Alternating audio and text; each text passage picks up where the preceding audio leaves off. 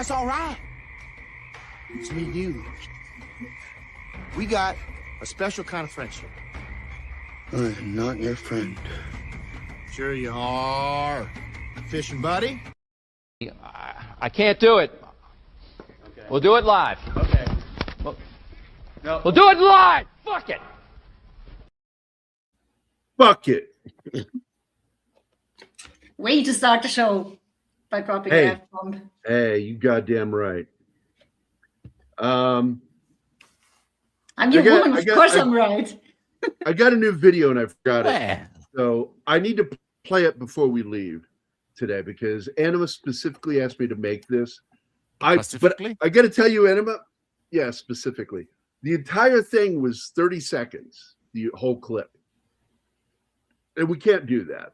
I but know. I thought about doing it anyway until I went back and listened to that scene. And I will not say what he said to his visitors, to our audience. Wait. I can never do that. We can do this. We can end the stream here and continue it on Rumble, and then you play the clip on Rumble. Oh, no. It's only 12 seconds long now. But the whole clip, I didn't like it for our show. Because once I listened to it, in my head, because Anne and I were laughing about it, talking about it, like, yeah, that's a great way to end the show with that, you know. And then I went and I listened to it, and he delivers, okay, you're going to figure out what it is. He goes, you drink all my booze, you sycophantic. Oh, okay, I'm not going to go. Yeah, I know. I'm not saying it to my fucking audience. And I'm like, as funny as it was in my head, I went, I'm not playing that part. I won't play that part. I didn't remember it word for word, just that he's drunk and kicking them out, and I found that funny. Yeah, and I do like that. So I did keep it. So I'm going to go ahead and share it with you now. Fuck it. Please, leave me in peace. Please go. Stop smiling. It's not a joke. Please leave. The party's over. Get out. He wasn't acting. He was had actually to telling them all to get spoil out. You know, I do. I love that fucking movie. I really do. Because Christian Bale, as much as that is not comic accurate Batman, I do like that version of Batman. And people, you know, tell me that Superman wasn't, 1978 wasn't comic accurate. I said, yes, it was. If you read the original Superman comics, it's absolutely accurate because Lex Luthor wasn't what he is later in the comic books. First, he was just a very super intelligent, a genius thug. He was a criminal, and eventually he evolved in the comic books to be the Lex Luthor we know today. This Predator I haven't seen, but I will watch it carefully if there's anything good about it or bad. You're in for a ride, my friend. Yeah. Yeah, this movie, this Predators. Are you talking about this one, Gambit? The one we're talking about today? Yes, I suppose. It is actually, I consider it a love letter to the first Predator. They have a lot of huge fucking there are a lot of Easter eggs in that movie. The music. They kept the music. Absolutely. The end song is Long Tall Sally. Yes. Yeah. Oh, they end on that. That's right. They end on Long Tall Sally. You also hear the Predator echo the lot, which I don't know how he got it, other than maybe it was technologically shared with his clan, and that's how they did it. Because that would make sense that they upload all their audio to a cloud. They do. I'm sure they do. And so you hear one of the Predators in the background out in the jungle going, over here, and it's his voice from the first movie, Predator. Wait, I think that was Laurence Fishburne character who says that. I don't think so. It does not sound like Fishburne to me. This has been going on for a while. They must have heard somebody say something like that. They keep collecting. And like I said, I believe everything they hear and do is uploaded to their ship, their mother ship, the Cloud, whatever you want to call it. Yeah. But I really do like this film, and it's got so many cool things in it. I love the fact that Topher Grace is an actual predator. Yeah, that is why I do not trust people who present themselves as inoffensive. I always have this There's trouble. something very phony about it. Yeah, absolutely. It's like we've said many a time, you and I, and you other guys too, that because I know Shinatsky said it too, that these guys, these male feminists in Hollywood, are predators. Every single one of them. James Cameron, one of the worst. He is a womanizer. And he's gone through a lot of female producers banging him. And then his star, same thing, Linda Hamilton. You know, he's just fucking, you know, it's pretend. You know, they pretend to be something when they're actually something else. They're womanizers, these guys. And that's why when a guy says he's a feminist, I'm like, closet RAPIST. That's what you are. Because all the time, how many times have we seen these guys get exposed later for shit? One of the biggest producers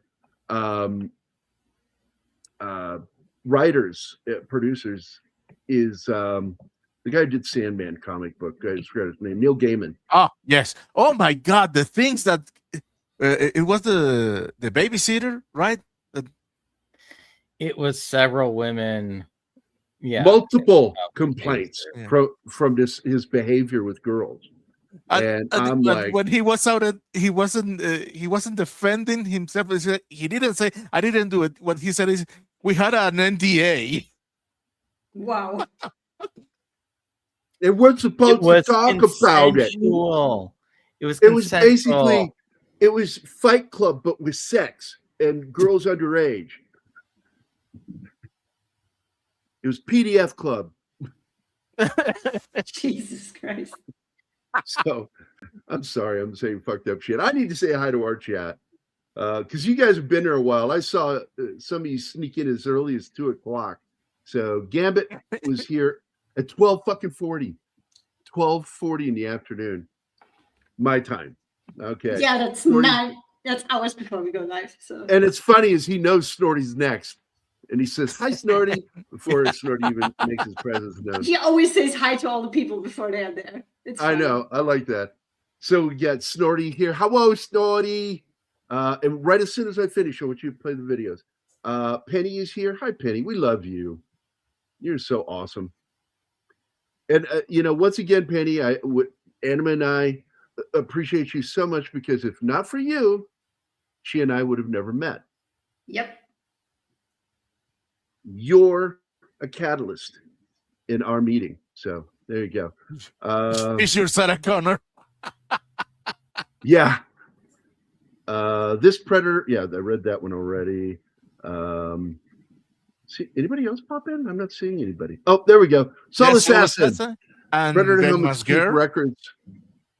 Well, I believe that they stay connected. That all the information they collect goes back to the clan.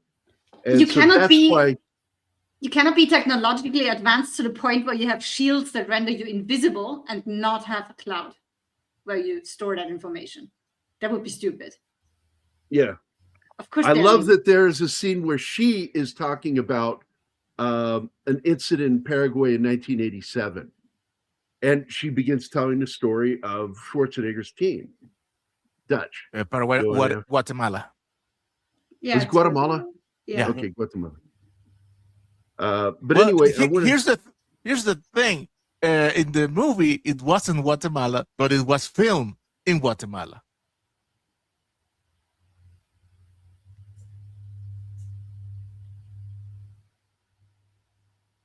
I thought there was more, so I was waiting. No. Okay.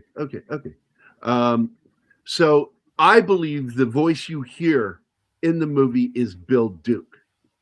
And I know that they did that on purpose to play that when he says, over here. Didn't you want Martin to play Snorty's video? After you done the names, you didn't give him time to do that. Did I get everybody? Awesome one. Last one. There, I did it. Sorry. I'm Now sorry do you had to hear that. Now, where was I?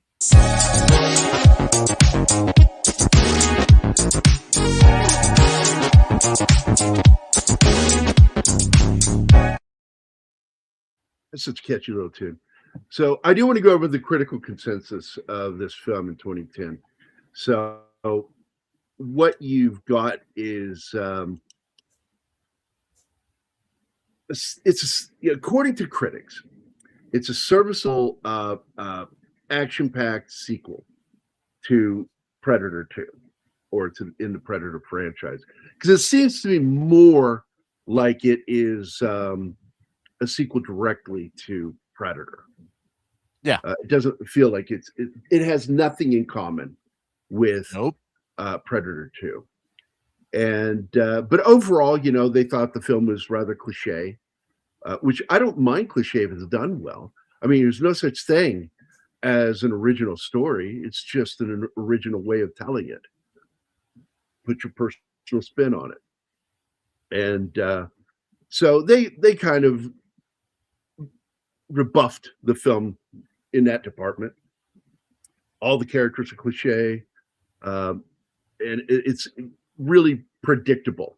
And they felt that, I remember one critic said that it was underdeveloped as a story, which I'm like, it's a very thin story, so I wouldn't say it's underdeveloped. I think they just decided to keep it simple, and allow the themes and the characters to drive the story forward.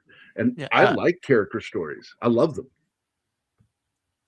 I like character studies, but I don't know. It's an action movie. You don't need a character study. Oh, no. It's pure action. There's gore in it. But the fact is you have to care about the characters. This is what's so important about character films, is in order to feel for them, you have to care about them. And I felt like they did a fairly good job.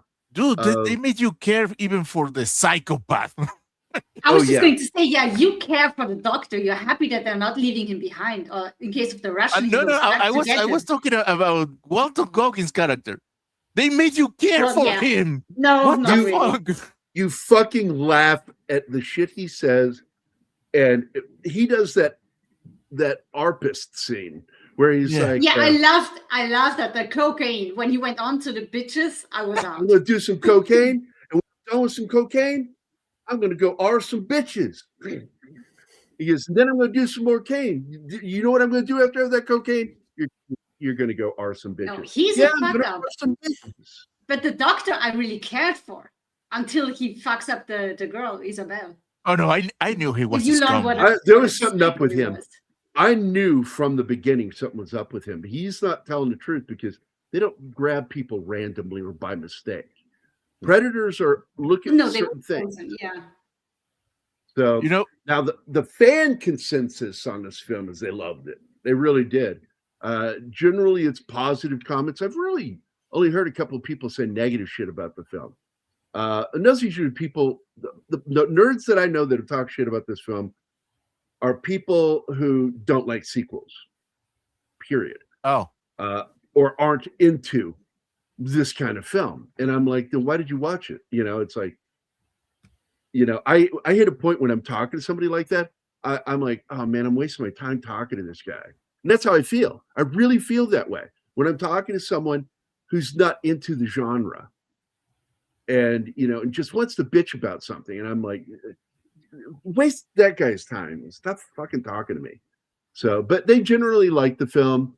Most fans consider it a solid action-packed sci-fi film that ranks right up there as the third in the franchise, and they consider it better than Predator 2. Many of the fans, yes, and they consider it the second best film in the franchise. Yes, and now you've got these nouveau fans. They're not real fans. They're not. They're activists. They're trolls. You get these people that talk about Prey and Badlands, and I did too. But somebody, I get in there and these guys are like, "That's better than Predator," and I'm like, "You're a fucking idiot. Shut up." You know, I considered a worthy film, but I just didn't think it was all that good. Hey, Sander, what's up? Mephisto, I hope he's. Do you think he'll stop by? I hope he stops by. I haven't seen Badlands yet, but he's done early. At this point, for me, Prey is the third best Predator movie. In Predator, I have Predator Badlands, by the way. If you want it, we can watch it together. We can do a little watch party with us. And I enjoyed the first film with the girl. I love the fact that she physically could not stand her ground with him. Yes, that's why I use traps and shit. She had to use her skills to do things to get him, and he's a hybrid. That was the other thing that I wasn't sure what they were going for with that film. You know, because I love the fact that they did bring in. I felt sad. It was her brother, wasn't it, that dies? Yes, he sacrificed himself. Oh my god, that was a great fucking scene. I love that they portrayed a brother and sister loving each other, not competing and not hating another. Oh, he hates me because I'm a woman. No, he was always for her. Man, that I really like that movie. Man, so anyway, I was going to get back to like fan consensus. So, key points that they focused on, that most fans focus on, is the film is widely praised for successful recapturing of the tension and the atmosphere of the 1987 original film, returning to a jungle setting and focusing on the core concept of the human beings being hunted. And I love that. It's fight or flight, but flight is probably not going to save you, even though you find out Laurence Fishburne killed two of them and ended up just staying hiding. He hides. And but he's also psychotic. Yeah. Like I love the moment where you're like, listen to this guy talk, and he goes, I turns to two of them. Was it two of them? Yeah, it was that moment. You say, and you're like, he's cuckoo. Oh, this guy's out of his fucking mind. I remember that because I saw it in the theater too. Bankman's Girl. Hi, by the way. I saw it in the theater, and that just, I laughed. I laughed out loud, going, "Oh my god, that's so fucking funny!" Oh my god, you know, they're in there now. They're in his lair, you know, and he's psychotic. And I would have not taken my eyes off that guy, and they took their eyes off the prize. And he traps him in there, and he's gonna kill him. And to take the stuff, yeah. You know, it's not. To be honest, and I loved it. I will have go. The moment you notice that, you say, "We're out of here." Oh, yeah. Well, we're gonna go back to the way we came. But yeah. He has an argument with himself when he's outside the little thing. He says, "There's not enough food for the two of us. For the two of us, yeah, for the two of us." Nothing, and it's like, oh my god, this guy is fucking insane, and I love it, man. I really do. By the way, before you continue, we have to address this. Awesome one. There's only backdoor per show per people, so I know you have 2 or 3 of them, but I'm gonna give you one video. You get the one, and that's all. That's the law. Predators are kind of dicks in this movie. They're just not gonna take you back home. You're just there. Okay, here we go. Hey, Bandit, this is Little Beaver. Put your foot on the floor. We got your back door, and I'm cleared. That's a 10-4. And speaking of beavers, that, oh god, no, has been brought to you by Backdoor Beaver with real beaver anal gland butter. Stop torturing me, you dickhead. You and I went to the same place, Martin. That's great. Backdoor Beaver is the real fighting predator. in anima. You will love the beaver. It was a setup. You will love the beaver. Never. How many lights do you see? Niemals, nikat, jamais. In how many languages hey guys, settle down. All right, Daniel Garcia is here again today. Clearly, you have subbed to us, and we appreciate it, brother. Sad Starman did not get a sequel.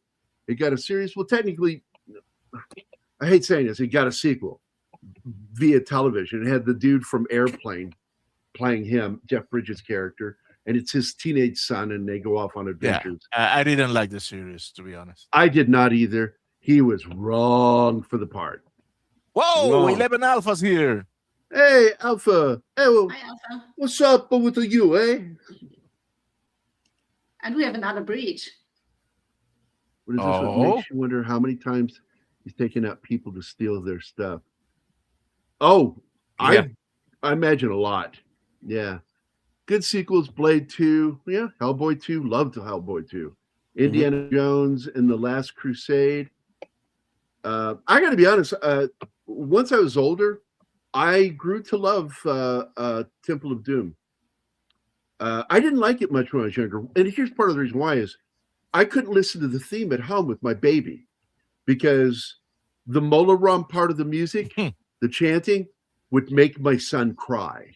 And so I would get dirty looks from Lori when I would make Benjamin cry. And I'm like, I'm sorry, buddy. I'm sorry. I didn't know you're, Dude, the lovely Sherry's here. The lovely Sherry. Hi, Sherry. Mon chéri amour. Mon Gary. So hi, Sherry. How are you doing today? I hope you're having a good one. It's a happy Saturday. My neck is killing me. I don't know what I'm going to do about it. I mean, the way they structure this, it's almost like they basically just took Predator and they removed the first act. So it's like how we quickly get to the after killing. they take out the gorillas in story terms. This was a smart move, I thought. Even though I have some problems with him as a writer and producer, I do like a lot of Richard Rodriguez's work. Yes, I like it. And so his stepping in on this, I thought was a good idea because it's because of him that we got so many great Easter eggs and love for the original film, 1987, in this movie. So I'm giving him some cred for that. I will tell They you do something check else. boxes, though. Because I do have stuff written down for me to talk about. And I really wanted to go over them. I started to go into this. I want to go back to it. So the film is widely praised for successfully recapturing the tension of the atmosphere of the 87 original by returning to the jungle setting and focusing on the core concepts of humans being hunted. That was one of the fan consensuses about this film. Second one, strong action and atmosphere. Fans appreciate the well-executed, visceral action sequences and the practical effects rather than smothering it with CGI, which was seen as a major improvement over the heavy CGI and poor lighting in previous films like Aliens vs. Predator, Requiem, which I did not like that film. No. One of the things they really loved about this film, and this was a shocker for all of us, was the casting, because I couldn't see Adrien Brody in this role. But when I sat in that theater, that guy sold me hook, line, and sinker. Yes. He's really fucking good as Royce. So Adrien Brody's performance as lead mercenary Royce was pleasant surprise from many. And we all felt effectively portrayed a different kind of action hero compared to that of Arnold Schwarzenegger. The ensemble cast included Walton Goggin, who I fucking love. I can't not watch him. I have to watch him. One of my favorite shows with him is a fucking comedy, and it only got one fucking season. Was The Unicorn, and he The was teacher one. no, he's a construction guy, builds houses. Oh, okay. His wife dies, and it's him and his two daughters. Oh, I want to And- go back to that one. We only watched like 2 or Good show. 3 episodes. Part when they ended that show, he is so good in it, and he's the only reason why I watched that SEAL Team show. That Yes. was on the channel. Yes, he is garbage. the best character of that show. And they kill him. I'm like, fuck you guys. By the way, I love the LAK-12 shotgun he has, but he doesn't have the standard bullpup. He has the one that's got the drum load shotgun shells, which I think has between 60 and 100 shells in it. That one right there. Now, Looked at that. that thing is a make the shooter death thing. Yeah, it was one of my favorite weapons to carry in Call of Duty. It's a great fucking weapon. Fires fast. Oh my god, dude! I hope they do another season of the new Justified series. Dude, are we going to review again what Fatman this year for Christmas? We should. I think we should. We should. Actually, what we should do is our top 10 favorite action Christmas films. So, all right, getting back to my reading here. Royce was a pleasant surprise for all of us who felt that he created a different kind of action hero compared to Arnold. The ensemble cast, including Walton Goggin and Danny Trejo, also received a lot of praise for their badass performances. Here's the other one that, and I agree, this is a really cool concept.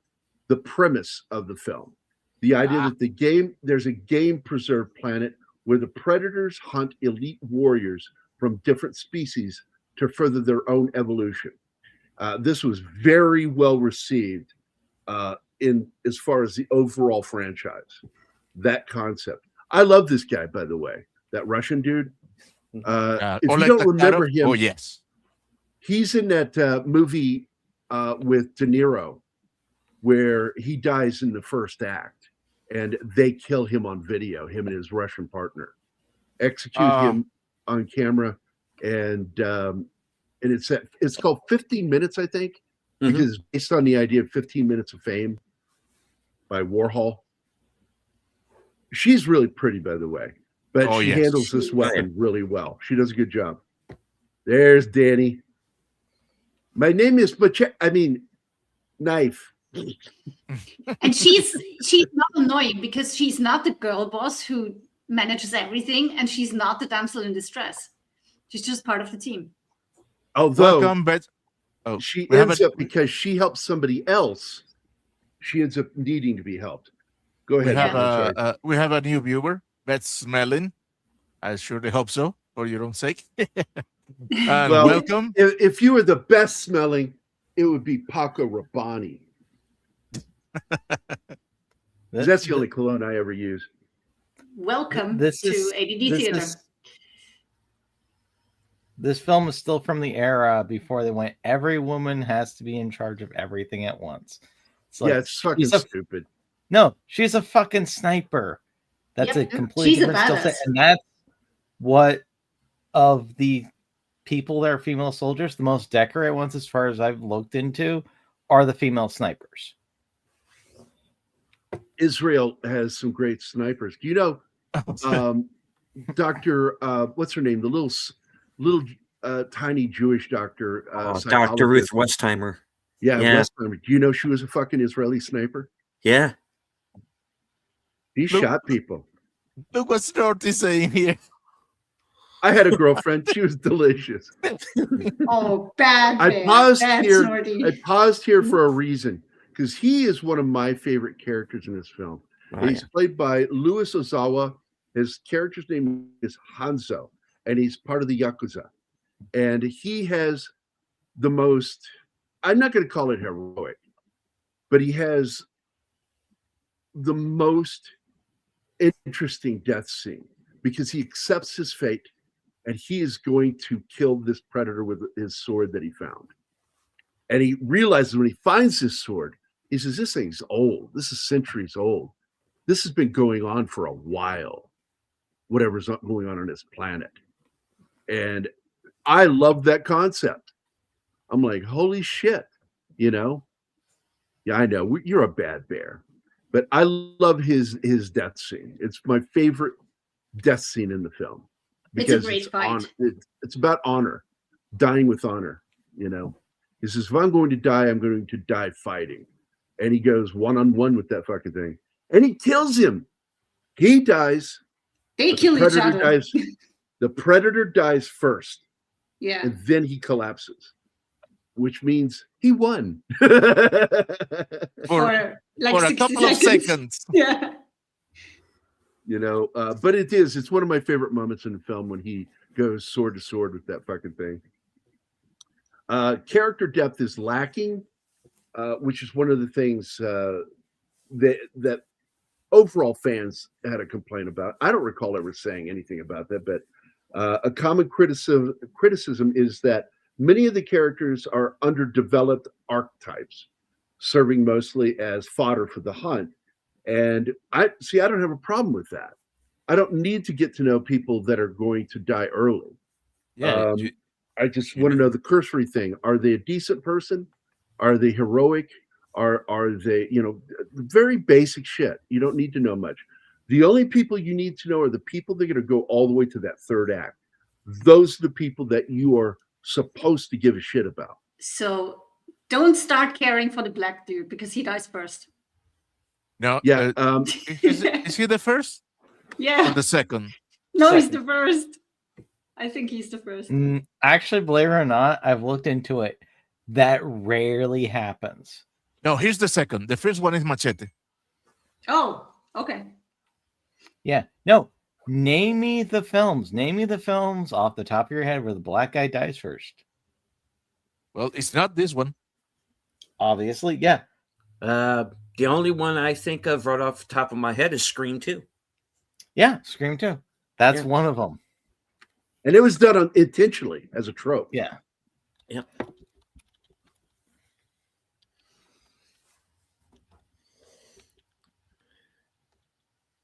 Well, in this one, it's pretty obvious from the start that only the main guy and the girl are going to survive. Oh, we have another new viewer. Welcome, famous Thanius. Welcome to Jurassic Park. I think the first exception to the rule, because I do know the film Spider Baby, the first person killed is a black guy. Oh, yeah, that's right. Yeah, that's too. Why is this a cliche? It's not a cliche. It's a joke. I think it was a fake cliche created for jokes. And the cliche is not that the black dude is the first person to die. The cliche is black dude dies. Yeah. So one of my favorite films where the black guy makes it to the end of the film was in the 60s. It was called Night of the Living Dead. And I was just like, even when I saw it as a kid, I think I was 10 when I watched it. No, I was 9. I was 9 the first time I watched that movie on TV. It's on Creature Feature with Count Gordeval. And God, we got to get him back on the show again. I love that man so much. Oh, yes, please. Guy. And but he survives all the way to the end, and then he comes out clearly a fucking human, and they shoot him. They just fucking gun him down. Well, that's the last of them. And I'm like, and when I was a kid, I wondered, is this about race that they just didn't care? I never understood that. And he said it was not when he directed it. Toby Hooper. Is it Toby Hooper? No. George Romero.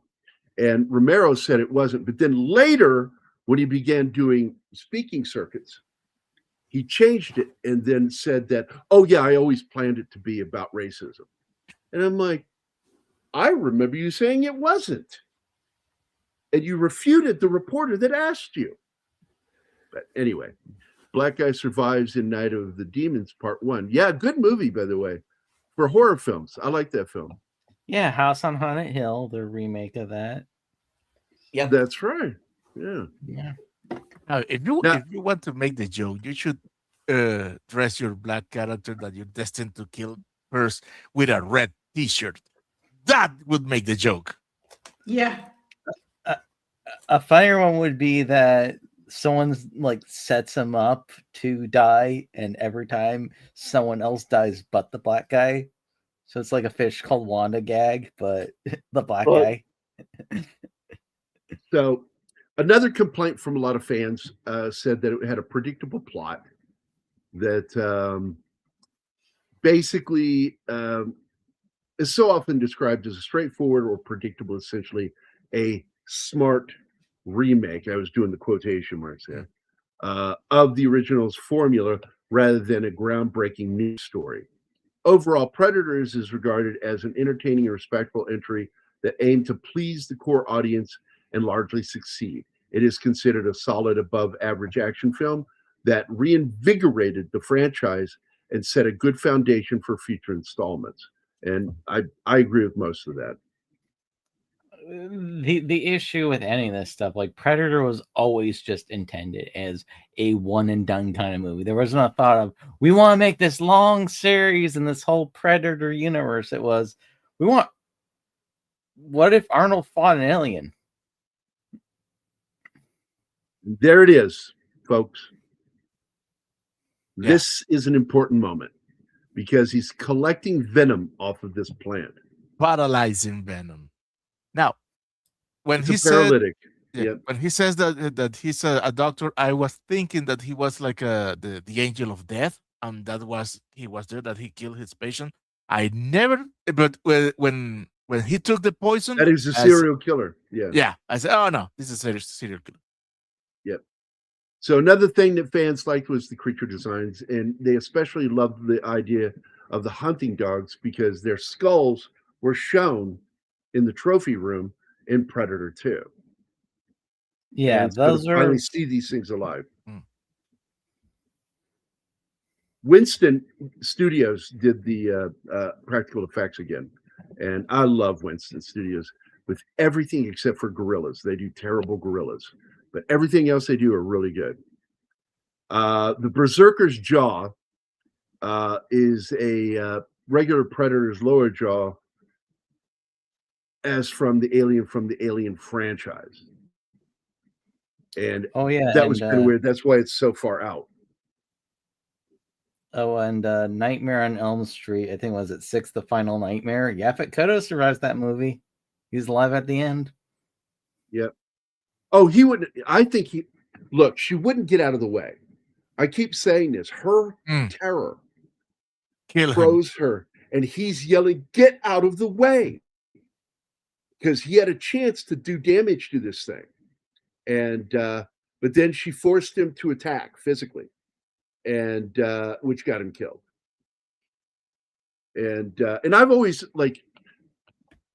talked to people about what the alien does when you see it bite. And I said it's not biting to kill, it's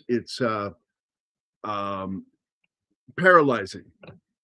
Because it's hitting a certain spot in the human brain. It goes right through the skull cap. It could be doing a frontal lobotomy. I don't know, but it's doing something that makes them manageable. So he can drag them and cocoon them. Xenomorphs also have actually poisonous tails. That was one thing, that it has a scorpion tail, but that was one of the ideas, but it's been removed from the lore. And because that was one of the early ideas, that's why the thing is going between her legs. It was meant to be very sexual. And you see his tail go between her legs and then up her back, and it was going to sting her. Oh no, funny part, that's not actually her legs. No, it's not Parker. Parker's legs. Brett's. No, Brett's legs, the white guy. Yeah. Because that was an early moment when he was about to be attacked by the alien. And so they just took that moment that didn't get used and put it over here. Works perfectly. Because the actor that played Brett, tiny guy, not a very big dude. I'd rather have a bottle in front of me than a frontal lobotomy. Goddamn right. Good job, Tom Waits. Another thing that they liked about the film was the design of the classic Predator.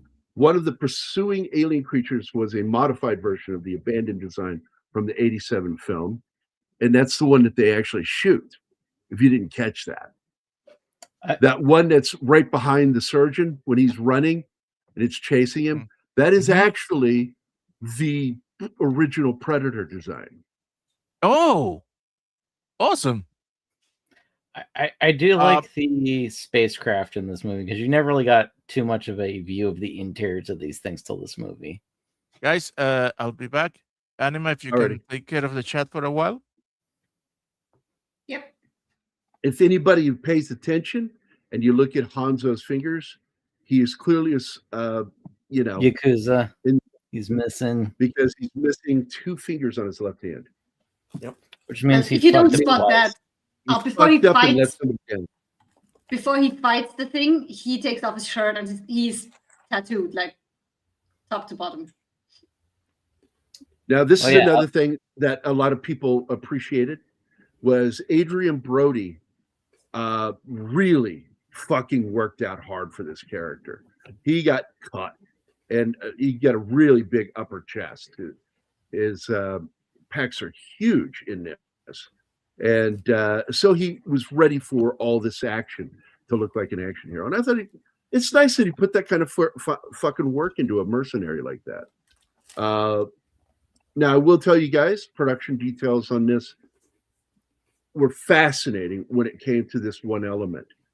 And early on, I'm going to read you some cool stuff here. So Arnold Schwarzenegger was supposed to have a cameo in the film at the end. It was an alternate ending featuring Dutch, but Schwarzenegger declined. Now, Arnold declined a cameo role in the 2010 film Predators because he, quote, did not want to appear in a minor part that did not give the character Dutch the respect he deserved. And at the time, Schwarzenegger was still serving as the governor of California. He's the governor, which also contributed to his inability to participate in the film. The role of Dutch was originally intended to be a central part of the film's plot, with early drafts featuring him as a key figure among the hunters on the planet. But this idea was ultimately scrapped because they couldn't get him involved. The weapons, it is not the K-12. It is the AA-12 shotgun used by Royce, was loaded with Frag 12 rounds. It was pretty fucking cool. By the way, if you didn't know that, you can do that with shotguns. Because you can put slugs in them and you can put explosive rounds into them. They asked Adrien Brody if he had a problem with doing this movie. It's like, no, I've worked with Predators before. Worked with Roman Polanski. Yeah. So I will tell you something else interesting that relates again to another franchise, is that the interior of the ship in this was designed specifically to echo the Nostromo from Alien. Interesting. Yeah, Badlands is like, it's a Weyland-Yutani synth. This is movie subtle compared to that shit.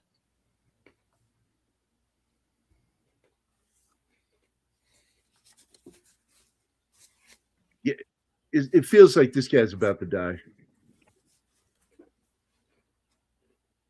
That's an echo of the Bill Duke scenes. He somehow senses them.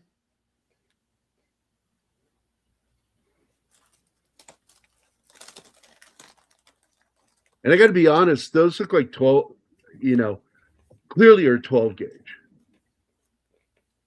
which is cool.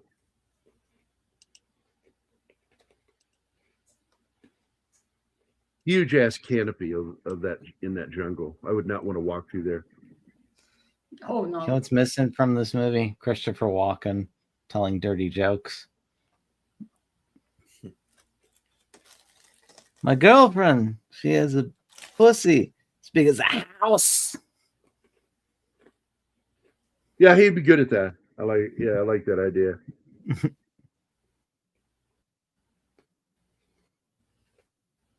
So another bit of news I thought I'd share with you guys, because this is kind of nice news. Arnold Schwarzenegger is reportedly in active discussions to return to the franchise in a live-action capacity, with producer Ben Rosenblatt confirming that the 78-year-old actor has met multiple times with director Dan Trachtenberg and expressed strong interest in rejoining the franchise. So that's fucking great news. Translation: Arnold doesn't have a lot of prospects anymore. So, hey, maybe we'll get King Conan. Look, I'm going to go to you with this, because Harrison Ford's the same way. And he was at a con a year ago, and an interviewer said, while he was sitting there on this panel, says, I have to ask you a question, Mr. Ford. Do you plan to continue doing sequels of characters that you have played in the past?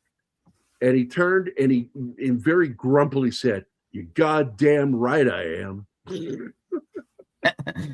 You sound like Jack Nicholson with that. That'd been great if you God just damn right. And now Harrison answered the question. So I'm excited by this.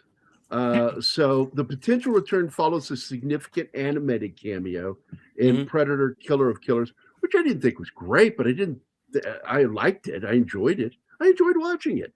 Wait. I didn't like them doing that though, because it means that it doesn't. I don't like the idea either. Live action. Who's cameo? At the it's considered the alternate ending, but it's the director's cut of Predator: Killer of Killers. You not only see Schwarzenegger in a what do you call it? they're all in storage so they can be thawed to fight in the arena. They're frozen. No, I only I have only seen the girl from Prey. No, she's not in the director's cut. God damn it! Listen to me.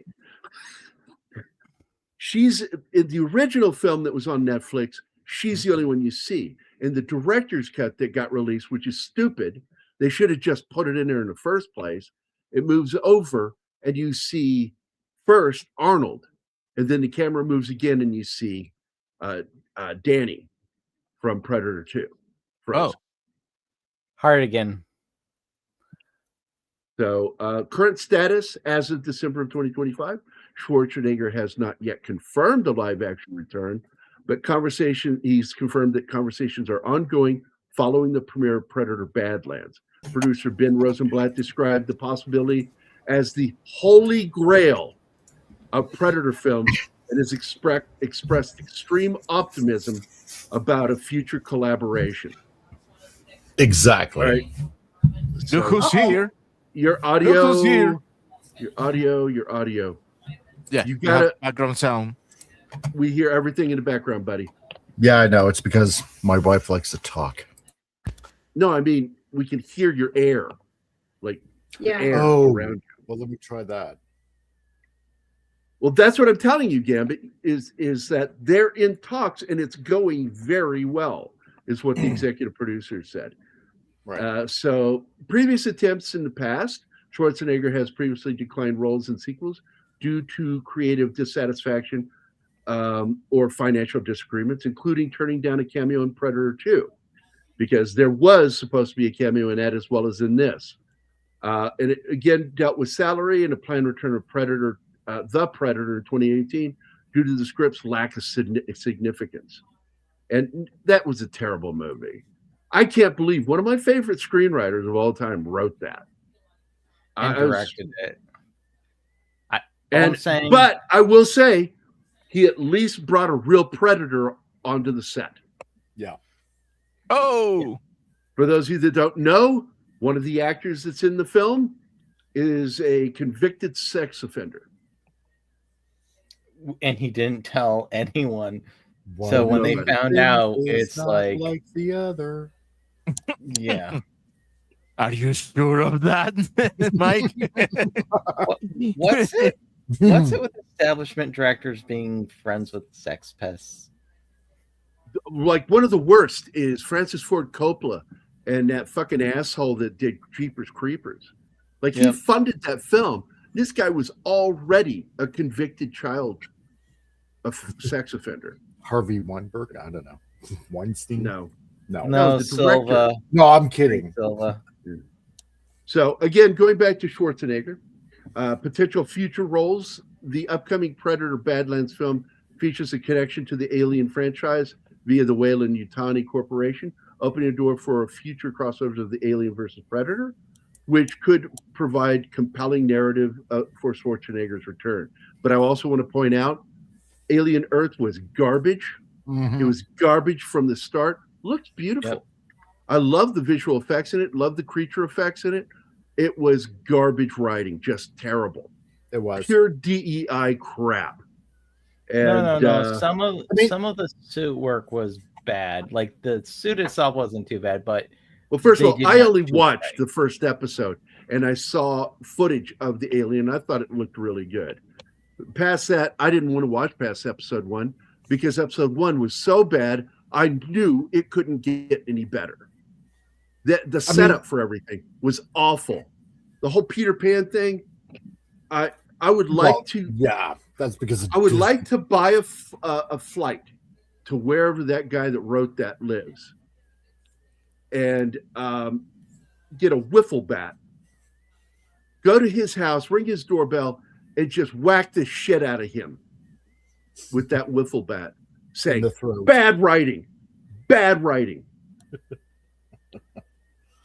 Anyway, so I get what they were trying to do, like, video wise, like, but the writing was just shit. It just was. It really was. It was bad.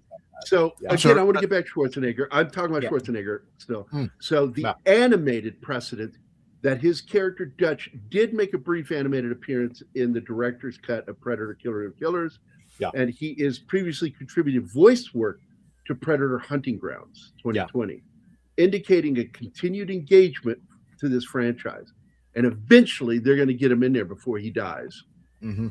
And that's what I was trying to say with the comment. So sorry. No, that's what I was trying to say with the comment there that Rank Orsi's brother had a hand in Killer of Killers and the new one that's out now, right? Because apparently these guys are big Predator fans and they would like to get Schwarzenegger in there. I'm trying to find out a few more extra details if I can. Mike, I just want to tell you, you might want to work on your enunciation with how you say Schwarzenegger. Schwarzenegger. Yeah, you're saying it. Actually, Gary, no. No, I'm not. No, because it sounds. I'm just telling you that my dad's Austrian, dude. I know how to pronounce it. Saying it the way you're saying it sounds too much like a certain word. Yeah, and I go out of my way to pronounce it. I told you 2 parts in his name: Schwarzen and Egger. Yeah. Egger, not Schwarzenegger. Yeah, you say Schwarzenegger. Okay, I'm done talking to you guys. Stop saying his name. You're gonna get us in trouble. Never. So Jamie is here. By the way, Jamie, man, I saw your pilot, first episode. I liked it. I have some things I'd like to talk to you about in private about it. But I thought it was really good. I liked what you did. Okay, I'm gonna sound like the movie Blue Beetle. It's not Jamie. It's Jaime. Yeah. Hey, Jaime. I did a vampire thing as well, so I don't know, maybe vampire talk or something. Well, now that Martin's done shitting on my kind words to you, I liked what you did with Voltaic Blood. I thought it was pretty good. Well, he's down to. Now, the one thing I was curious about, because that looked like you used real actors in it. That didn't look like AI with some of the characters. That looked like real people. There's a texture thing that occurs with that kind of lighting you use. And that's kind of what I want to talk to you about, is your choice of lighting in it.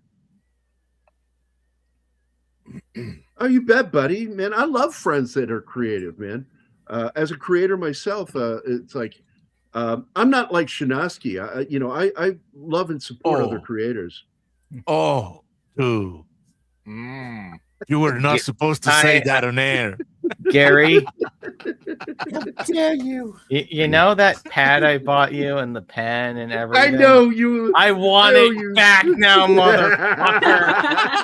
You son of a bitch. You'll get it from me when you pry it out of my cold, dead hands. That can be arranged, motherfucker. And I got to tell you guys, I'm going to say something here because I haven't talked about this in a while. The drawing pad that I use, he got me, man. Really? After the fire, I lost all my shit. Oh. And I didn't have a drawing pad, and he got me a drawing pad. Oh. I had to give him a lot of sex. But hey, in my defense, it wasn't very good sex. Shinosky, you shouldn't have done that. Seriously, you shouldn't have. It's Christmas though. It's the spirit of giving. No, this was a while ago. And I guess go, yeah, well, he was in trouble. It's like, no, you're not reading me right. You shouldn't have. You never should have. It's an early Christmas gift. It's the spirit of giving. Either way.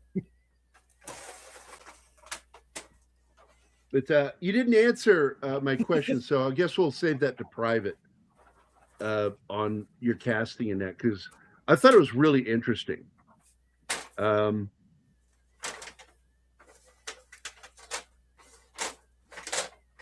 Oh, that would be, but yeah, that would be Shinovsky, Jaime. The Wreath of Evil.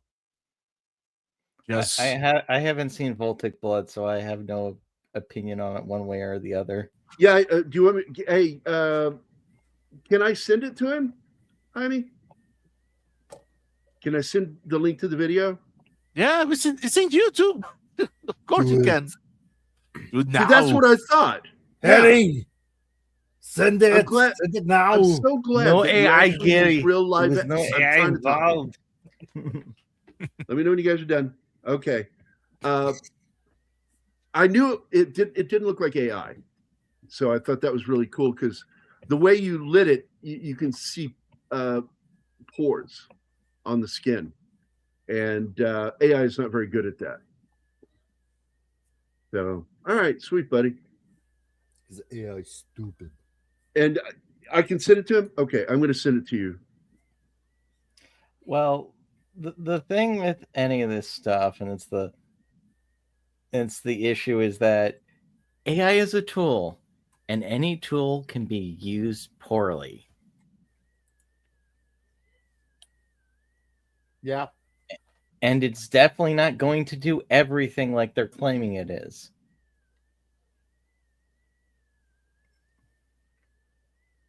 Oh, it's not done yet. It's being edited. So there we go. All right, I am getting you copy link, and now I will send it to you in the private chat. Here you go, Shinotsky. That's his pilot. Wicked.com. I don't want to go to a website involving Wizard of Oz. Yeah, who the fuck wants to go there? I got pissed when we watched. Man, it's like they did not know how to read the audience. Ultra Rob and I went to see the movie Feckham Hall last night. Bye, Snorty. Bye, Snort. Oh, how was it? It felt like an homage to everything Zucker and Abrams ever did, and there were no original gags in it. There were all gags that kind of came from that kind of those old movies, Airplane, Naked Gun. I didn't see anything from their other film, Top Secret, but there was a lot of stuff in there.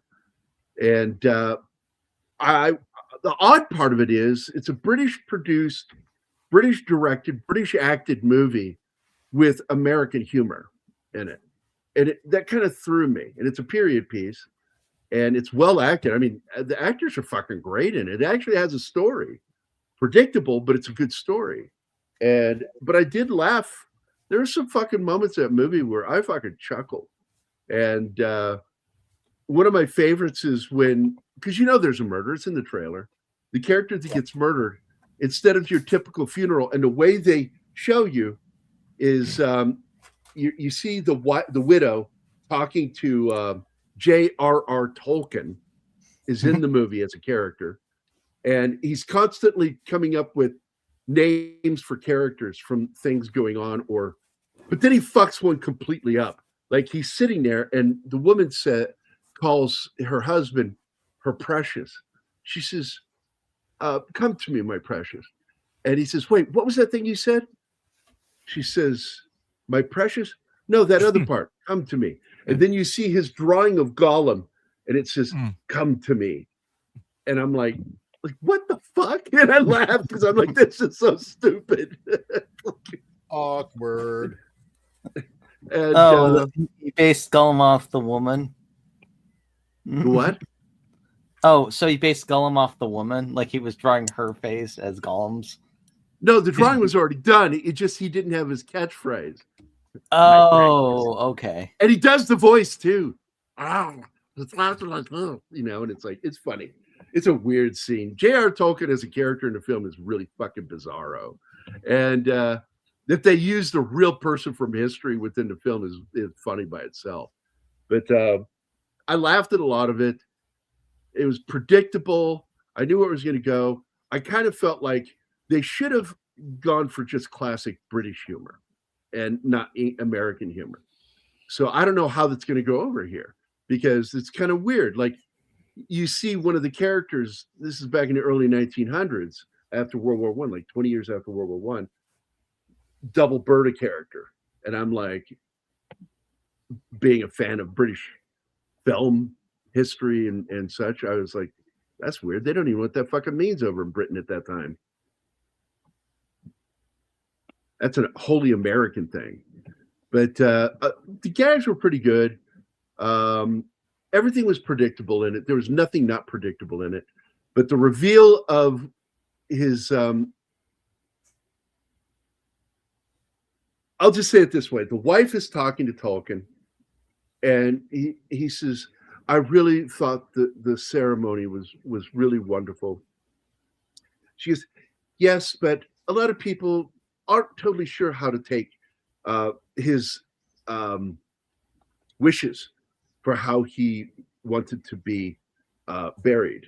And he's not buried. As the camera moves past her, you see that he is in a crouching position with a rifle and a hunting hat on, a pith helmet. Nice. Stuffed. He's stuffed up on the shelf in the room. And it's so fucking funny because at the end of the film, he's apparently posable too, because now they have him standing holding the rifle off camera and for a family snapshot at the end of the movie. And it's just so fucking weird, this whole movie. I think the funniest bit kind of fell, which is the vicar, with the way he reads parts. He says, and we know that the good Lord has made you hard. Someone fell asleep. Someone did a Keith. Wasn't me. The snoring. Did it stop? I'm looking at Martin. Yeah. It was deleted. No, deleted. Fell yeah, asleep. It was deleted. Deleted. Fell asleep. Pulled Keith. Yep. I have always wanted to. I thought about doing this a long time ago when he falls asleep, like in the show without an outro, and just simply put him on center screen asleep and just leave. Leave the show as like, if you guys want to, you can watch him sleep. But I never did it. I never got the opportunity to do it. Those would be hard streams to answer super chats for. Watch me sleep. And then I'd probably go behind the scene and just stay there and talk every once in a while, real softly. Like, isn't he so adorable when he sleeps? Like a big brown bear. It's like an ASMR. Just hey, Joe. All right, hey, buddy. Joe. Thanks. Yeah, say hi to Foxy for us. Why? Yes, Wait, they are yeah. DR. Helen Pace is here, and so is Genghis is here. Good to see you I guys. hope everything's going to be fine, Joe. I'm sure. Yeah. I'd rather have movies like this where it's actual people in the actual jungle than another freaking Avatar movie. Oh, I can't argue with that. I am not interested in those movies.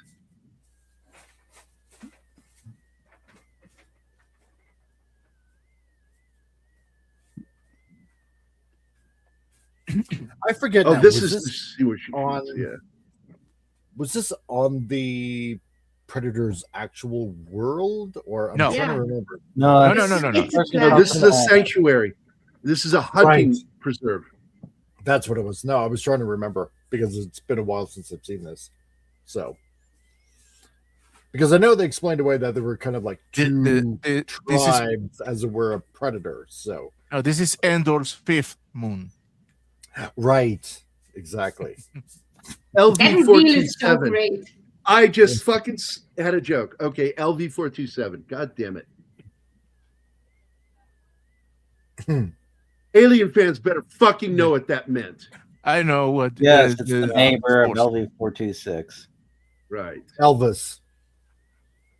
Which is the moon that the I don't want to call them derelict. The navigators, but the navigators crashed on with the derelict. I don't call them engineers because most of them aren't engineers. Like that's a fucking job title, not a race name.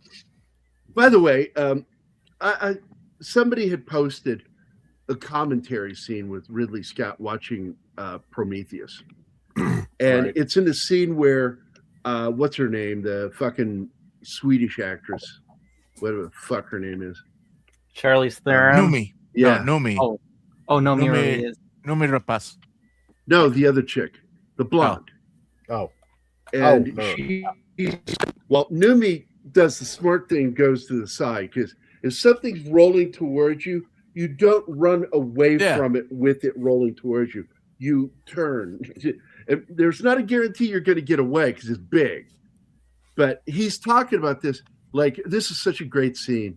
You know, she's running, she can't get away, and it's coming. You know it's coming.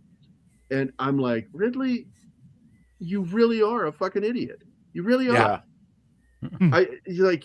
I was so profoundly disappointed hearing him talk about that scene like that. I'm like, God, what a buffoon. At that point, my disappointment with the movie started like in the minute 15 or something when the most smartest scientists in the world took their helmet in a strange world. I said, nah, you lost me. No, it'll be fine. There's only one way you can salvage that movie, and you would have to make it. Don't watch it. Well, no, you would find out she was a robot, and the one that was there was actually just this thing that was sent to make sure the mission failed, so the father would die, along with everyone else there. So she picked the worst crew for this ship. But that's not what they were intending to write. I'm just going, that's the only way you can make that movie make any sense, was that it was deliberate sabotage on the part of Vickers. And she's actually on Earth, basically taking over Weyland-Yutani. That's the only way that movie can make sense. Hi, Penny. I just read this, Joe, and hey, man, I'll pray for her. Okay, buddy? Yeah, dude.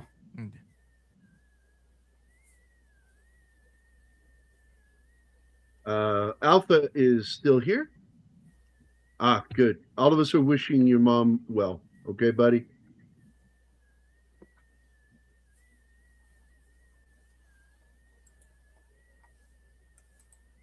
So now this is that scene we were talking about earlier. I do like the way they did this ship interior. It's one of the few things that, I mean, even though I saw this when it came out and I haven't seen anything of it till today, I still remember they had a really cool interior.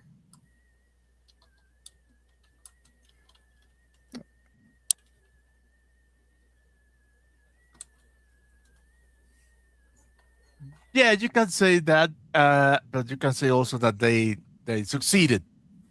Brody was awesome as an action guy in this movie, Joe. And again, not too bad. And again, and I like the name too. Just like with Dutch, I like the name Dutch, even though it's a nickname.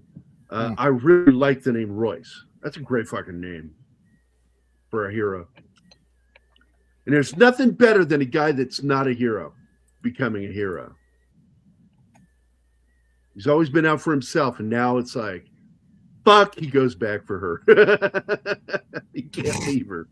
You think he's dead on that ship taking off. And it's like, no. I do feel bad for him. Conscience got to him.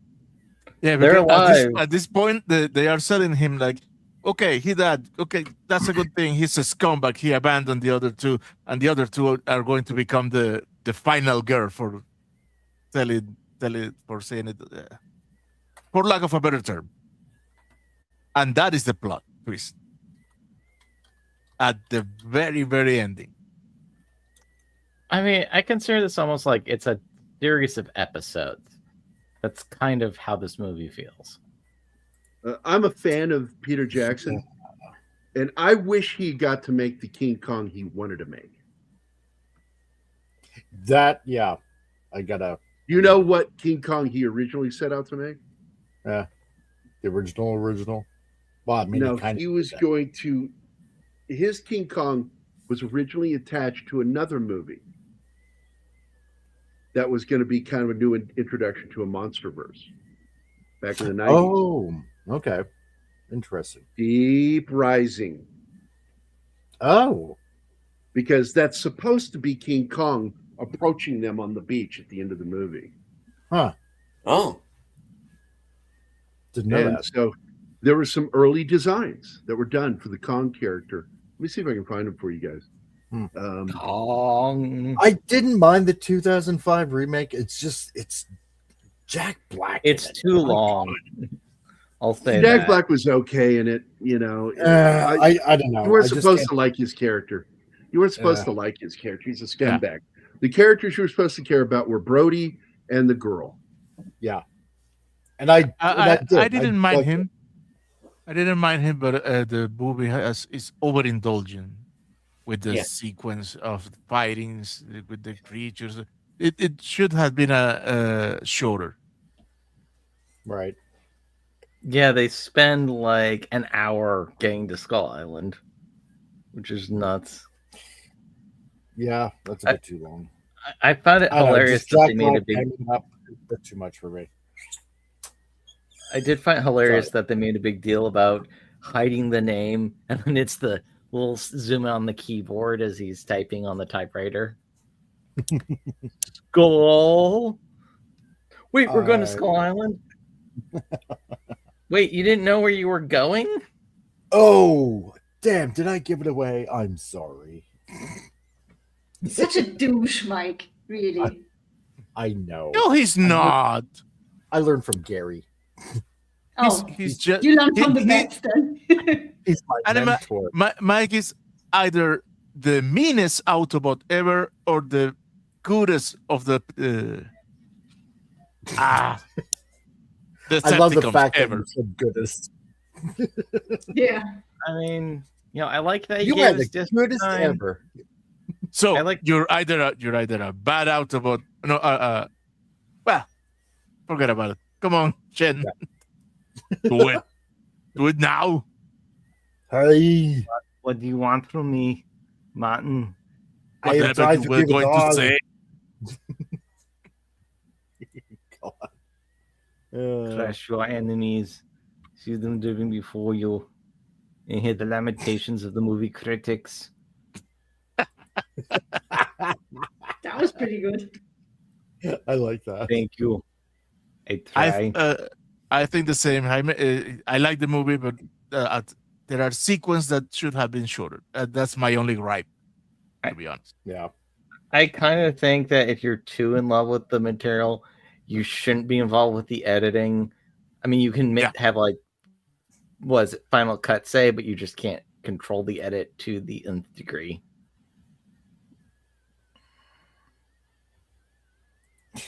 Yeah, no, I think I agree with that.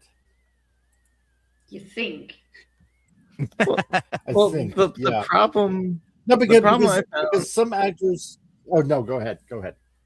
Oh no, it's just some directors they basically just go power mad and that I love this, I love this, I love this, and they're obsessed with the love of what they're making over. Okay, I need to really examine this as like a story, movie, whatever, and need to make it work for that, not just what I love about it. Yeah, and you have to consider that you're asking your audience to be sitting there for 3 straight hours. You better not showing indulgent footage. You better show something that is moving the story. Yeah, but they don't care about the audience. So here's something we need to address, Martin. Oh, that's a good one. Look at that. Yep, that's a really good one.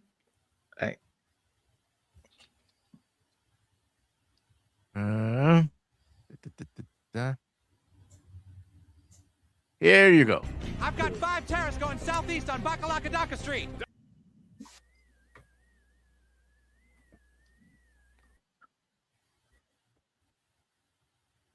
But yeah, I don't know how other people or directors feel about it, but I don't really think of the director necessarily as the author, at least the little bits I've done of it. Even the writer isn't necessarily the author because it's ultimately collaborative. So it's not 100% one person or another. It's a team. So it's the equivalent of like the Atlanta Falcons or, you know, Wisconsin or whatnot. It's a group of people. Oh.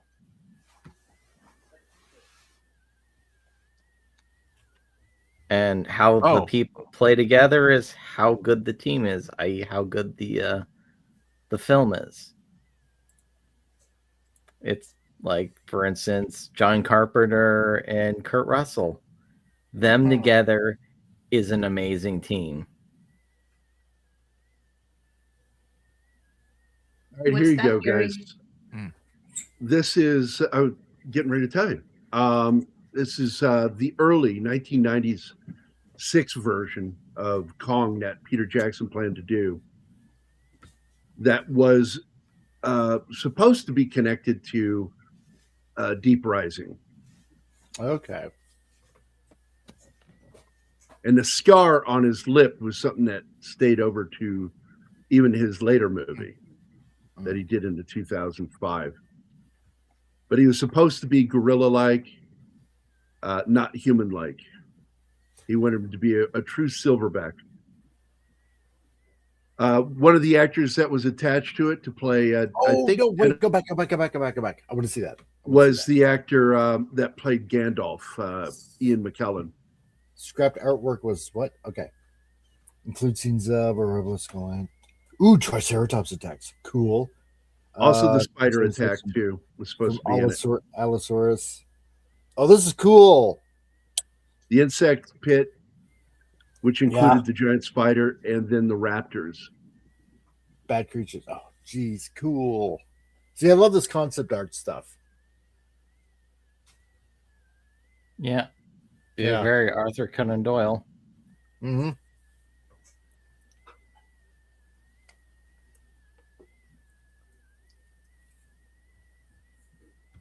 This is the one I like. Look at that. Yeah.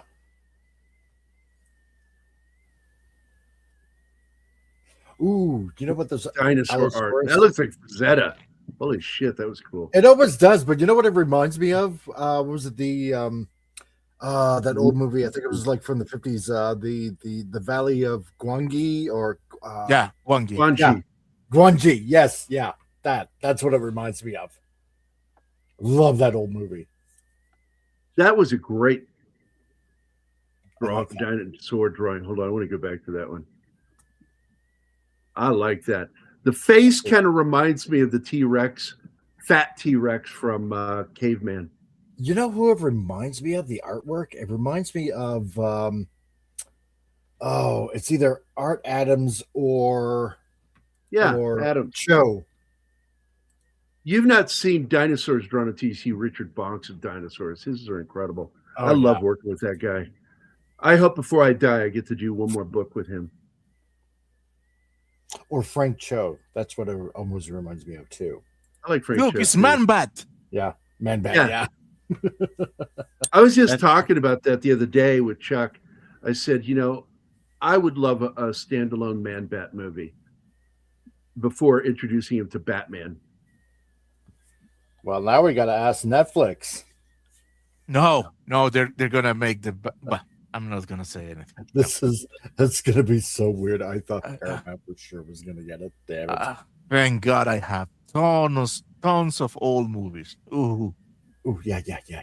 There's some stuff I want to make. I won't mention any here, but if I can do, especially if I can get the right concept people and some of the tech, because I plan to just do some crazy shit. Goody. Trying to find this one that looks like something Animal would not like. Oh, a spider? Yeah, there's one. There we go. Animal would not watch that scene. She would close her eyes. You need the chance to torture me? No. But that's what we could have had in the 90s. Yeah. And but don't get me wrong, I really do like the film he made of Kong. I just felt like it wasn't everything it could have been. Which one were you using, Mark? This one? Yeah. You'd pick it. I don't know which one you were using.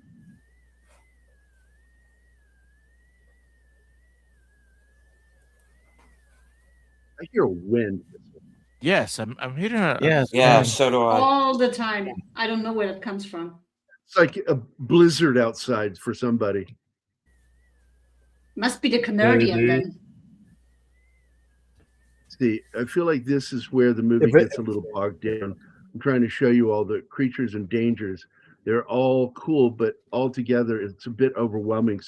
Well, yeah, it's just a bunch of fucking monster scenes. Trimming it down is important to keep the action going. Yeah, he still kind of did, but not the way he originally wanted to do it.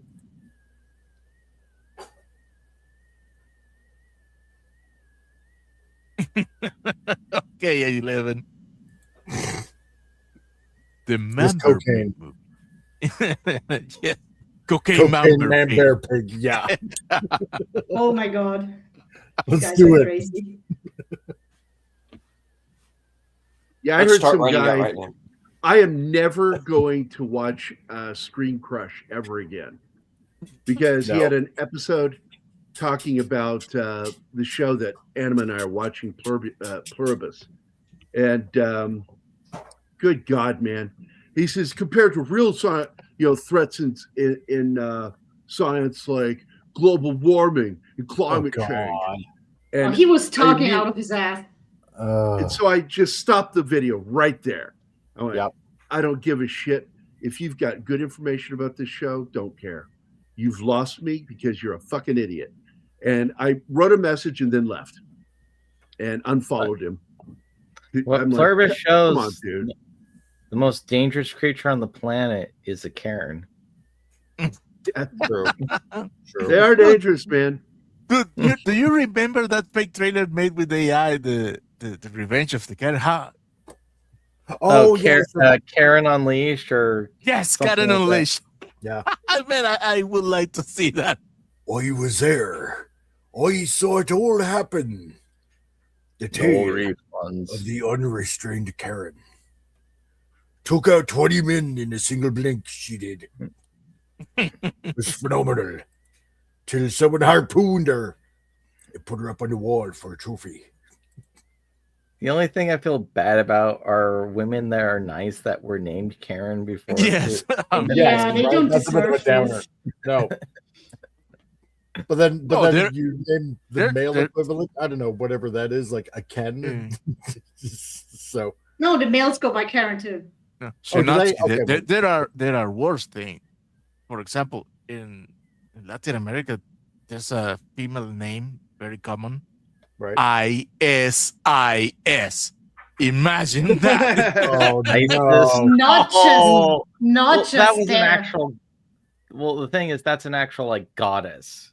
Yeah, that's an Egyptian goddess. That's a very common name in a lot of countries. Well, it's also pissed me off that we'll never get a real ISIS movie because of that fucking organization. And what pisses me off is I don't call them ISIS, I call them ISIL because I didn't want to defame the name ISIS. But it became so well known, it's ruined now. Ruined, Brian, ruined. It's been so. Oh man, that guy is such an asshole, dude. Where's it right there? Absolutely. What a fucking buffoon. It's Bug Bunny. What am I ruined? I don't even get it because it's like magic, motherhood, fertility, hearing, and protection, and somehow they went, yeah, that's what we'll name our organization after. We blow shit up. I'm okay with that.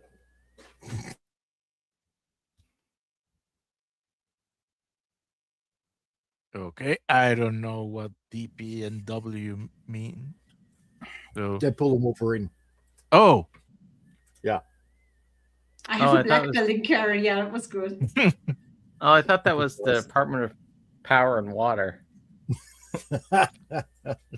There you go.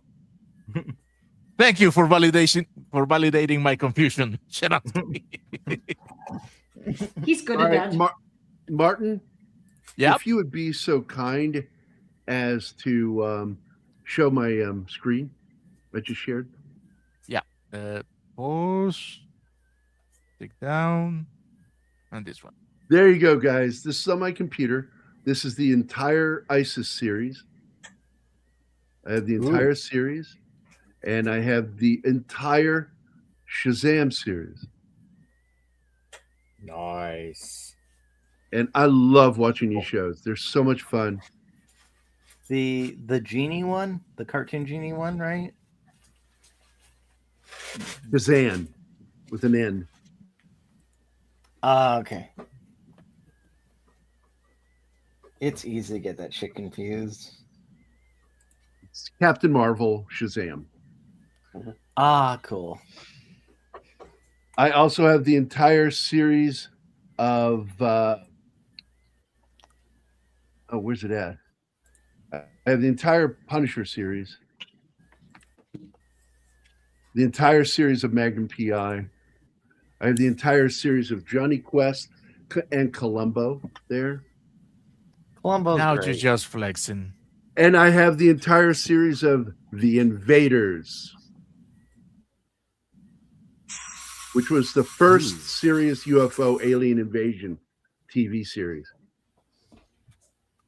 Another show that I think was about 10% of an impression on Chris Carter with X-Files, which is why he had the star of The Invaders on the X-Files. Any character that was, actor still alive that inspired him, he had on the show. Because, of course, he had Darren McGavin from The Night Stalker, which I have the entire series of. Yeah, Night Stalker's a lot of fun. I do wish the X-Files had Love ended them. season 6, though. Because at that point, it felt like that was the natural end point. Well, that's when he left. That's when he left. It just should have ended. Yeah. They should have concluded the story, and then if they wanted to make movies, make movies. But if they made movies, they should have been better than the ones we got. What I find hilarious with the X-Files is they gave a date. Colonization is happening in 2012. Movie comes out. Where are you guys trying to stop the end of the world? No, we're just going to deal with a priest that touches children. Yeah, that was such a weird fucking movie. Yeah, right. Beautiful ending though, with their the overhead shot of them somewhere in the Caribbean, or somewhere in the Mediterranean. I don't know where they were, but it's clear water. It's gorgeous. Oh, and the black oil, which apparently can do anything and everything. All right, see you later, buddy. Take care. Take care. Bye, man. Later. Okay. Yeah. Now, I have to say it. Nobody can say somewhere in X, if it's not Mike. Mike, give us a line like that, please. I had a problem with that film. I liked the first film. The second film went a bridge too far for me. It was too unbelievable. Crazy, I can take. A little bit of, wacky, but man, that one went too far for me, and I just couldn't enjoy it. And I love Salma Hayek. I could watch her all day long. I haven't seen that yet. Is there a third one? No, only two that I'm aware of. Oh. Yeah, no, if I ever met Vince Gilligan and people go, oh, you asked about Polaris Brigade, it's like, no, I'd ask about X-Files. I'm like, so was there actually a plan for this series, or was it just like you guys are doing season by season and kind of feeling it out?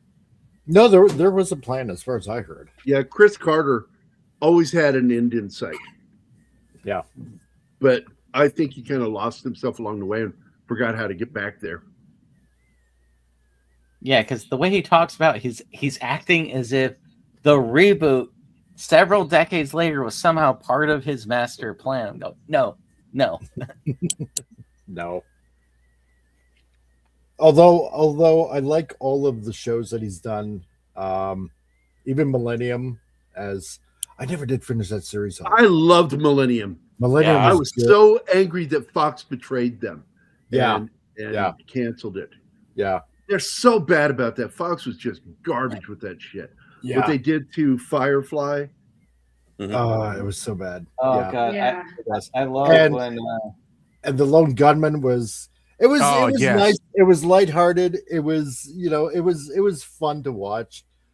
I love that show. I love those guys. I really do, especially that Chris Carter invented these guys and put them every once in a while in X-Files. I always loved it when they ended up showing up in the show. It smells like. I think it's bile. Is there any way I can get off my fingers quickly without betraying my cool exterior?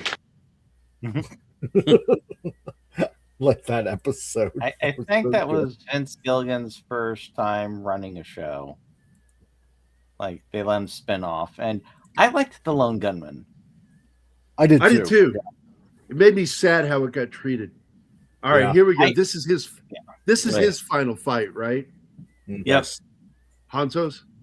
Yes. I fucking love this scene.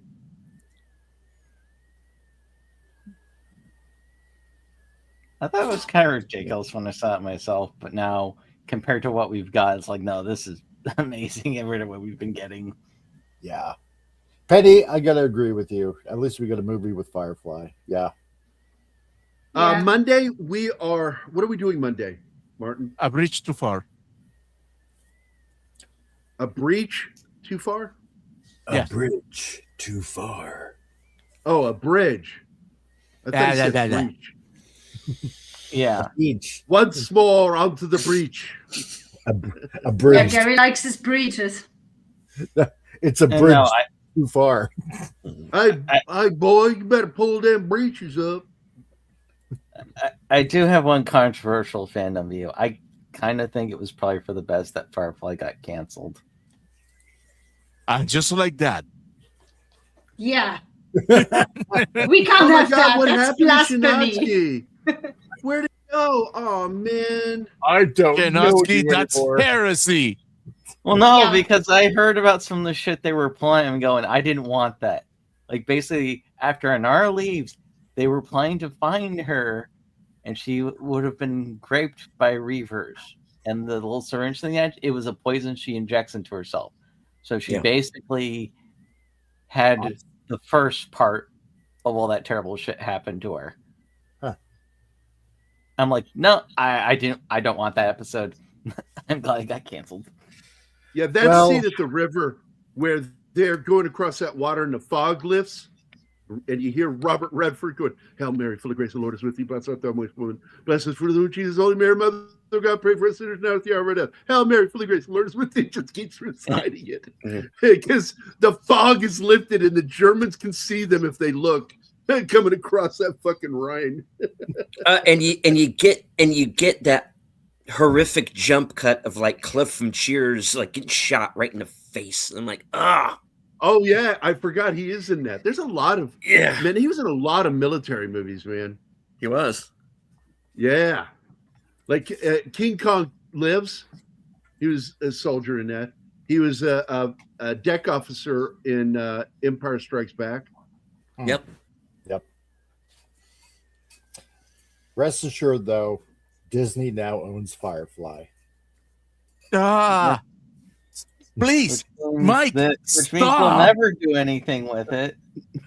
There's a gift that keeps on giving. Well, Joss Whedon did get a hold of the cast, and he said things are looking up for a reboot. And when they mean reboot, is bringing back all the characters that are alive and start a new series.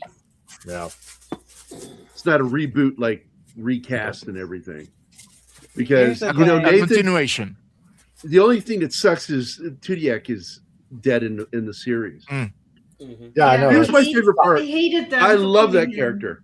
Oh, me but it was too. planned all along. Tudyk and he talked about it. Tudyk picked how to die. He chose his death. This is it during the series. He chose how he wanted to die. And Well, when they finally made the movie, thanks to fans,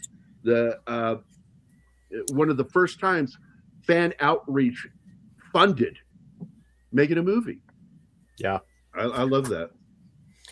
I always looked at Serenity as that was always going to be the way that the series was going to end anyway. So it's like I don't know how I feel about going back and doing another series, because to me, I kind of had the closure, you know. Well, I don't To like me, it Joss was Whedon's two different universes for me. I cannot stand his writing. I really can't. And he does some things really well, and then he'll do something that's just crap. I think he knocked it out of the park with that first series. The problem was Fox betrayed him by showing the episodes out of order, and it was a show that was an ongoing story, so that's fucking nuts. But by the way, speaking of that, did you know they did the same thing with the Night Stalker? No. Kolchak the Night No, I Stalker. didn't know that. There is a comical character on that show called I just forgot her fucking name. Hold on, let me look it up. It's not Hannah. Oh shit. The girlfriend one that he's had? No. Not the one that was a stripper in the No, first that was movie. in the first movie. No, I'm not talking about that. You know what? Because Talking about I always series. wondered. I always wondered what happened to the Lassiter that they were going to sell, that they stole, and in Firefly. I always wondered what was going to happen with that. Damn it! It was like the first laser pistol or something like that was in somebody's collection that they stole. Didn't Damn. that shit get so off? Carol Ann Susie played the part of Monique Marmelstein. She's in 3 episodes of the show. But if you Carol watch the show, Marmelstein, and her dad is one of the major financiers of the magazine, the INS. And so he sends her there, and or they send her there, the newspaper does, from New York. Okay.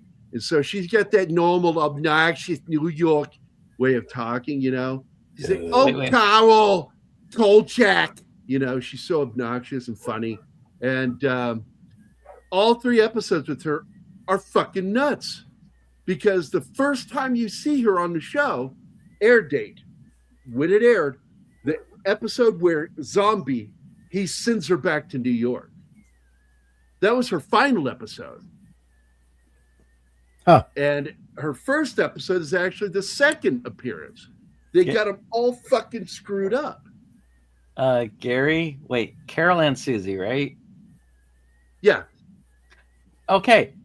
Weird coincidence. I worked on her funeral video. Oh, really? Oh. When she died back in 14? Oh, that's cool, she dude. died. I mean, it's not cool that I'm not like. I think it is cool. It's cool that you get to do that, because I did that for my brother-in-law when he died, and I did the same thing for my brother Michael. I got to make their memorial videos, and it was one of my favorite things to get to do.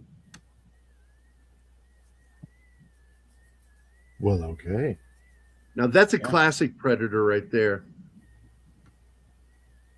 and he's fighting that fucking. What's he called? Butch. It's a special name. Berserker, like the Vikings. Mm-hmm. Yeah.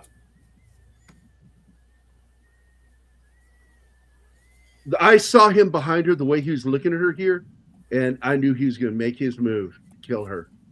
Dude, I love how they metalized the Predator's theme.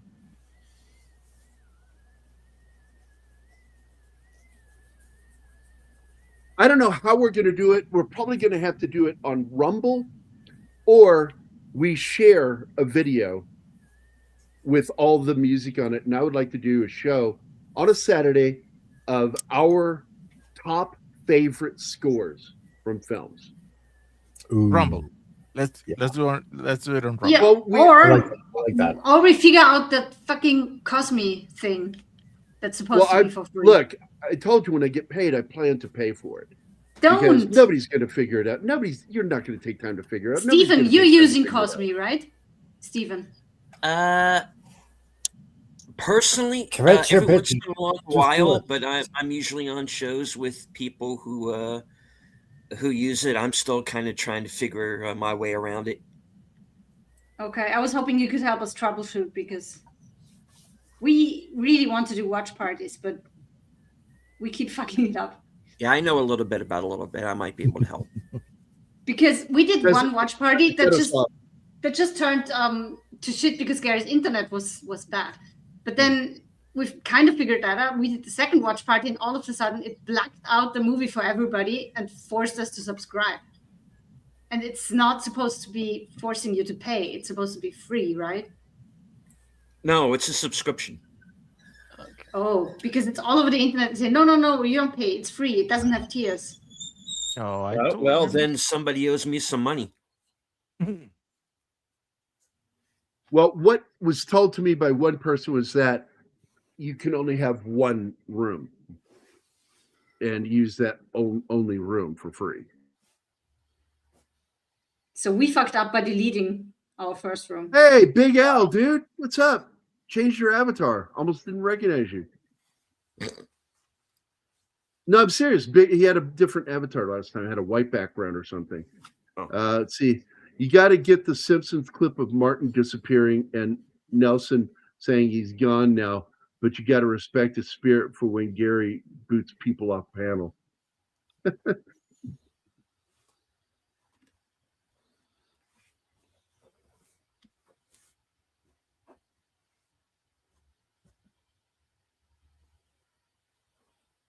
Is that something? Did he really say that? But not spelled that way, because usually people spell Gary with an A, which I think is gay. Unless your name is Gary, then you're not gay. Gary. Only other Garys. Only other Garys with the name A, with the letter A. Are a mentally deficient gay, so Gary. Mine is the original image of the name.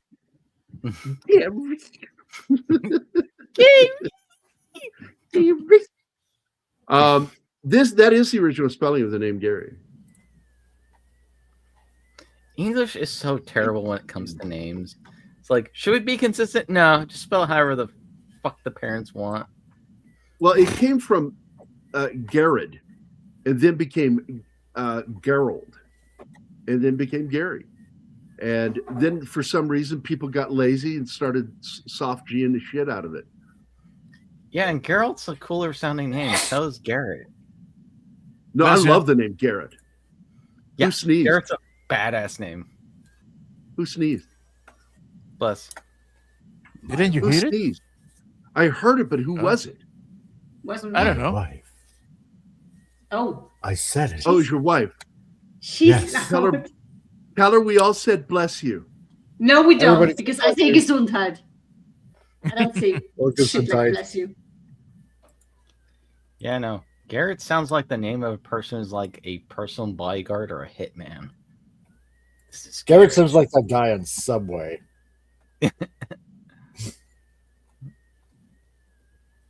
But I digress. Yep. Yeah. By the way, nothing irritates me more than people who want to debate GIF. Oh, geez. And I'm That's like, graphical. look, man, the acronym comes from graphic, hard G, graphic interface file. It's GIF. Well, the guy who created it says it's GIF. I said, I can't help it. He's a moron outside of designing things. Precisely. Good designer, terrible fucking with English. Jaffical. It's graphical interface file. Jaffical.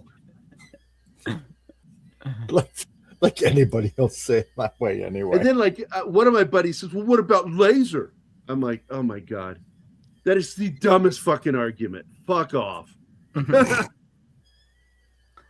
Well, there's a couple English words that actually they were said one way, but people got lazy. Like, you're actually supposed to say the K in night, as in horseback guy. Well, in Monty Python, they say it. Yeah.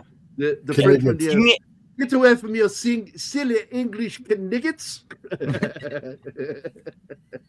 I don't want to talk to you, you silly English niggets. I fought in your general direction. Fart in your general direction. Your mother was made of elderberries. Oh, your mother was a hamster and your father sold elderberries. Yeah. I love What his a death. strange person. I wanted to see him walk up behind him laying there, and I still want him to blow up, but I want him to rip his fucking skull and spine out the way he did before. I wanted to watch that guy suffer. This is great. He's looking at that tree and he senses his heartbeat. That's fucking great. Oh, like the way British say schedule. I'll say it's both ways, depending. It's shed jewel. There's a J in there. Jewel. I'll say it's schedule or schedule. I don't know. It depends on how I feel in the morning. Now, I do say weird shit that's clearly English because I grew up. You can stop up weird shit. Yeah. You say you weird say shit. Weird shit. I agree. Should will. Yeah, Gert. I don't say preferably. I say preferably. I pronounce literally. I don't say tomato. I say tomato. When I was in England during formative time for some of those words to just stick like glue in my head, and that's how I say it to this day. I have a idiot cop brother who laughs every time I do it, and I just go, look, man, I know you don't like the way I say it. The important part of it is I don't care. Which made him laugh when I said that. Oh, I literally don't care. We have the most important question of the show, maybe today. Is this one? Cool Whip. No. Please, Cool Whip. No. Please. There's only one way to pronounce that. Cool Whip. Cool Unless Whip. you're Stewie, then it's Cool Whip. Hey, Bri, would you like some Cool Whip on your pie? Whip. I also love, like I said it the other day, I love the way he says Will Wheaton. He says Will Wheaton because he pronounces Will that has no H in it. Will, how you doing, Will? Whip. Well, I love it when he says, how do you say cool? Cool. How do you say whip? I say whip. How do you say cool whip? Or cool whip? And he goes, cool whip. Oh my God, what a fucking idiot. Stewie's one of my favorite characters to mimic. I love doing Stewie. I like doing him. I like doing Quagmire. Giggity, giggity. All right. Hey, Peter, what does that look like? Looks like the letter P. How about now? Does that look like a Q? Gary's the most British member of his family. Beans and toast. Hey. I've had that, and it's really fucking good. My favorite is real barbecued beans, by the way, with the molasses and brown sugar. So it's got that very smoked taste to it. And I like little bits of real thick cut bacon, not soft. I like it a little crisp in there. And I'll put that the chunk that they put in so it flavors everything. Oh yeah. But I put when I make it. I'm talking about how I make it. I make it with real thick cut bacon, and I roast it in the oven, and then I put the slow cooker on, and I make the beans for about 4 hours because you put sausage in there too. Yummy. Sausage does, and then you put the bacon and a little bit of the bacon grease in there, stir it up, and then let it cook for about another half hour. This is great. Those fucking crazy looking paraglide parachutes. Neat. And I love it. Instead of saying, shit's not over yet, he says, let's find a way off this fucking planet. I love this movie. I really do. I was shocked how much I enjoyed this. Anyway, dude, I gotta get going. So, thanks for allowing me to be on. I appreciate it. And if you want to share those links, then I would also appreciate that. Hey, do you talk much to Fat Steven Seagal? No, not really. I thought everybody in Canada knew each other. Yeah, no. Oh, couple million of them. Hey, do you know Zax? Yeah. Zax is a Canadian? He's from Canada. Don't you know Canadistan. Canadistan. Right, he's Canadistan. I was just going to ask you to send him a message for me. Can I just miss him? Oh, yeah, I would love to see him again. I'll send him a message every once in a while. So I was thinking about Not Zax, I mean Fat Steven. Yeah, I know. I didn't know if you knew. Do you know Fat Steven? Yeah, I know Fat For real? Steven. Yeah. Yeah, just would you tell him I miss him? Tell him to message me sometime when he's up for it and maybe come for a hangout. I just fucking miss him. I miss that fucking annoying voice he has.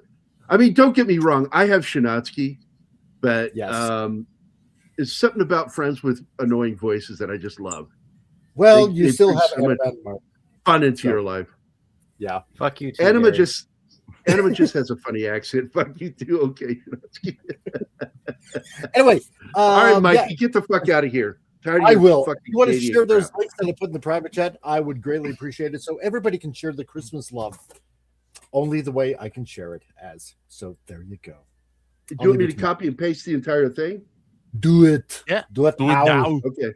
It's like everybody in the chat, go check it out. It's fun, especially the naughty. By the way, here you go, guys. Here you go. Sent. I wonder why is it not a link? Is it showing up as a link to you guys? Because it's not for me. It should be. So I'm admin. Oh, hold on. Yeah, probably. Anyway, I'm gonna get going. Oh, it did it as 2 posts. Okay, got it. All right, get out of here. Fuck off. Okay, bye. Bye. Love you. Bye, buddy. Bye. Love you too. No, this movie is terrible because it doesn't have me in it. By the way, Danny, Ultra Rob laughed last night when I told him that you and I had an agreement that from this point forward, I'm going to stop trying to imitate you, which I'm not really doing. No, you're not. Instead, when I say that you say something, quote you, but doing Arnold. Well, Emma says, don't do that. It's bad. Gary, you need to listen to your Austrian wife. She knows better than you. I get so tired of you. Stop touching my boobs. I will try that out. Oh God, have you seen Lord of the Rings? That everyone's Arnold. No. What? What? Yeah, it's what the Council of Elrod scene, but everyone's face plays with Arnold and has the voice. It's great. I will die before I see the ring in the hands of an elf. And instead of yelling, it's like going, just going. I can't remember. There was a musical where they replaced everybody with Arnold singing, and it was Arnold singing. Oh Someone doing an impression of Arnold. It was so fucking weird. But it was That's one thing I don't need. Arnold singing. So sadly, of course, the original Predator, Michael. Died from complications from AIDS. And so in this film, we got Brian Steele and Derek Mears. Mears plays the classic Predator. And I thought he did a really good job. If you don't know who he is also the Swamp Thing. Wasn't he the same actor who played Swamp Thing in the latest TV series? No, yeah, it's him. But he I also do know plays Romo in Alita Battle Angel, which we're going to be doing soon. But I do know Brian Steele. That guy is huge. Oh, look. Anima is Royce. Yeah. Oh, yeah. So Derek Mears is the big dude, and I thought he was really good as a Swamp Thing. And even though I don't think he performed the voice, they did the same thing with the original movies, and then later that was changed in I think in the sequel and in the TV series. The actor in the Swamp Thing costume did the full voice. And he's dead now, too. We lost a lot of good tall actors. And by the way, one thing a lot of people know Carrie Ann Susie from is she was Wolowitz's mother's voice. Yeah, I do remember that because that was... You would never see her. You would only hear her yelling to him. Did you close the front door? Hey, Monkey Jeebus is here. Hi, buddy. Dick Durock, Krampus. Dick Krampus Durock Jeebus? was great. Yeah, he didn't update his name. That's right. Where's Krampus? Yeah, it's Christmas time, buddy. It's time for you to be Krampus and punish all the bad children. And maybe slip in occasionally some accidental good kids, because that's fun. There are no good kids. I, for one, I did said things to Zoe that every time I said things to her that I knew was fucked up but funny, I would look at her and go, just so you know, you will need therapy later for that. Well, she always thought it was funny because she just thought it was funny the way I would say it. And I'm sorry, baby, but you will probably need therapy for that later. I think she's compensating by talking like she does. We had a funny, she called me at the theater last night before the movie started. And I turned it and she lost her shit when she saw Ultra Rob was there. I love him so much. She was almost crying. Because she does. She loves her uncles, man. And those boys, they love her. And man, she was just asking some dumbass advice last night. It was so stupid. She said, Dad, I need your advice. Well, I need your advice for a friend of mine. Okay, I need your advice for Hannah, my roommate. Okay. Need your advice. This is really how it went. She goes, a girl that likes her, they went drinking. We all went drinking last night, and she kissed her and told her that she really wants to go out with her. And Hannah really likes her, but now today, that girl is now not remembering any of that and is kind of like blowing it all off that she was just drunk. What should she do? And I went, I want you to listen. And I want you to listen carefully, Zoe and Hannah. Don't involve yourself in trying to do shit like this, intervening. Yeah. If that girl wants to talk about it, she'll talk about it. If she felt weird about it later, let her feel weird about it. Don't bother her. If she doesn't want to talk about it, don't talk to her about it. Leave it up to her. And if she doesn't want to pursue that, that's hers. Don't try to be like some Jewish what do they call those? Matchmaker. Because I'm going to tell you something. Your life will be miserable because two people will fucking hate you later. Yes. Leave it the fuck alone. And now back to Hannah. Are you hearing me, baby? I hear you. Just let it go for now. You'll know. And if she's ready for something like that, she'll let you know. Okay? And from this point forward, please don't ask me any lesbian advice. I really don't like it. But I would like the details. Tell me how. And it cracked them both up. Because what they like about me. And Hannah said, she goes, what I like about you, man, you really speak your mind. You don't hold anything back. And I went, there's no point to it. And besides that, it leads to great memories of stupid shit that I've said in public. Instead of good memories, which are hard to do, Gary just makes I think those are good memories. I think they're great memories. I got to be honest. When I say stupid shit to people to be funny, but it's also, if you pay attention to what I said, it's actually really kind of smart. What I said, I'm just saying it in a funny, fucked up way. I'll agree with the first part, not the second. But yes, I watched Princess Sissy with Karl-Heinz Bohm and Romy Schneider before. Oh, that's Romy a Schneider classic. sounds familiar. Romy Schneider. Where do I know that? Oh, she did a lot. She was in a lot of French movies too. All right. But yeah, that trilogy about Sissi is an Austrian classic. I know her from something, so I got to go Lots find out of what I know kitsch, her of from. course, but my dad loves her. And my stepmom Okay. looks a little bit like her, so. I know her. She was in Death Watch. I love that movie. Anybody remember that film? It's classic. Was that the one that was the fantasy film series? Hold It was on. like Night Watch and then Death Watch? No. It is a film. It's a sci-fi film with not a lot of techno crap in it, but it's a sci-fi film where from 65 with Nimoy. No. In the future, where dying of an illness is very rare, terminally ill Catherine Mortonhoe becomes a celebrity, and Roddy, a man with camera implants in his brain, secretly records her for a morbid TV show called Death Watch, where you get to watch her die slowly, spend time with her, watch her gradually die.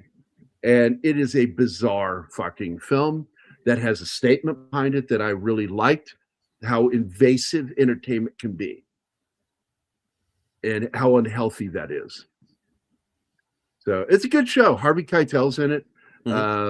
Romy Schneider, and one of my favorite actors of all time is in this movie, Mr. Harry Dean Stanton, Brett himself from Alien.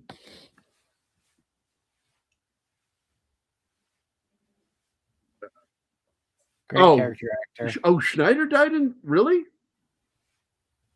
She died 2 years later? Holy shit, she did. She made the film in 79 and early 80 and then died 2 years later. That's fucking sad. Oh, she was a tragic figure. She's only 43 years old when she passed. Mm. Gorgeous woman. Yes. Not as pretty as Danny, but close. Aw. Now you have to remove a swatting from the list, Anima. Yep, that is definitely a one less hit maneuver. Only 80,000 more to go, Gary. I believe in you. Yeah, that's really sad. 43. Yeah, Well, that's why I she said did 43. She did the classical thing, alcohol and prescription meds, and then she developed kidney problems, but she didn't stop. Well, you're fucked up at that point, so why stop? And with all that happiness, I guess we're at the end of everything, or it's been 2 hours. Yeah, it's been 2 hours. By the way, the director of that film, Death Watch, is Bertrand Tavernier. And he was an interesting filmmaker.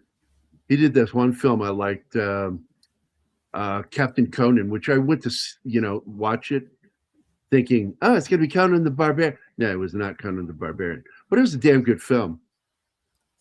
And he did another one called The Clockmaker I liked. Oh, my God, he directed that. Directed what? 1994 film, Revenge of the Musketeers. It's a French film. Oh, is that one of the Musketeer sequels to the? It's no. That was Dick Lester. Dick Lester. Imagine having that fucking name. Hey, my name is Dick Lester. Is your middle name Mo? Yeah, that's what I was about to say. At least his first name was Mo. Somebody hit end stream, please. End stream. Okay, we did it. Hold on. Stop him. France. The name of the film is, like I said, the Revenge of the Musketeers, and it was taking place in 1654. D'Artagnan's girl grows up in a convent. When the mother superior is murdered, Eloise suspects a plan to murder the king and helps prevent this and revenge the murder by finding her father and the 3 other musketeers. That is a good film. I enjoyed the crap out of that. Other people didn't. It only got like 5.8 or some shit.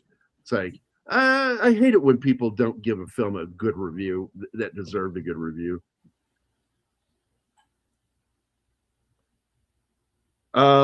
Everything else says she was 43. That's weird. Someone just screwed up on the data entry then? I mean, it's Let's one. go double check. Because I'm pretty sure it's what it said.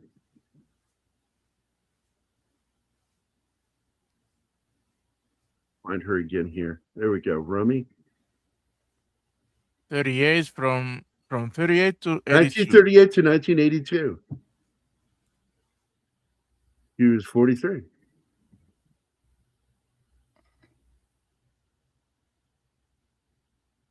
Internet says you're wrong. Sorry. Yeah. Yep, there we go. Well, we win some, we lose some in this life, man. Yep. And it sucks when you see someone that's so gifted and talented, die young, because you wonder what else they could have brought us if they'd been left. I think she lost a child or something. The sadder part, think about it, Gary. For every person like that, there's plenty of people who had amazing talents and they never even got to express them. Never even got the chance. And there's a lot more of them.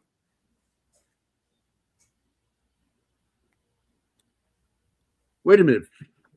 Bender died too? Young? Yeah, he very Holy young. shit. Yeah. He says he's 32. I need to go read this now. Yeah, that was drugs as well. Yeah. Man, that would be a funny skit to do now based upon this. Just guy finds out, it's like, well, what about this person? They're dead. Wait, what? Oh, they go through all this shock of like the last couple of decades. What about Farrah Fawcett? Farrah Fawcett's dead. Oh. I remembered it right. Well, I remembered it right, guys. What is it? She married again after ending it with Alain Delon, a German director, and they had a kid, and he died at 14 trying to climb over a spiked fence. Yike. Punctured his femoral artery. Jesus Christ. Wow. And she never came back from that. I remember my dad told me that story. That's horrifying. It is. All right. Dear Anyway, God. guys, it was a great chat with you. I love hanging out with you guys. And I'm talking about you panelists, and I love hanging out with our chat. I really like our chat. I consider it one of the best chats of all the shows because I don't think everybody's as interactive with the chat like we are. But it's really why we do the show. It's why I do wonderful it. people, so they deserve that. Yeah. We all they want make to it have easy fun for us. together. Yeah. I do want to figure something out because we're going to stop doing the Saturday morning member streams because nobody's coming. And I've got to figure out what is a good night. So, or time, I should say, for us to do a show. I don't want to do it too late because Anima can't stay up past 6 p.m. Central Time in the U.S. because that's middle of the fucking night for her. That's 1 a.m. So that's why I thought doing Saturday mornings would be nice for you guys. But yeah, I can't do an impression, Alpha, of Trump. I probably could learn to do one. I just I've never wanted to because I don't like his voice, and I fucking hated the guy back in the 80s because of the way he talked. And you're doing your thing again, squirrel.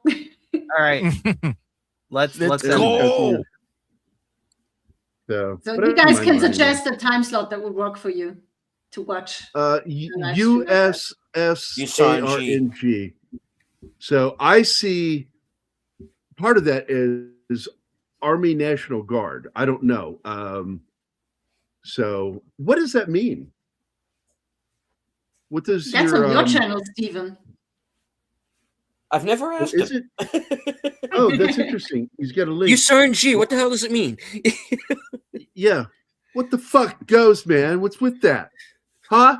Explain yourself, Miss lady. I'm sorry, I assumed your gender. But it's got two little girls there, so girl?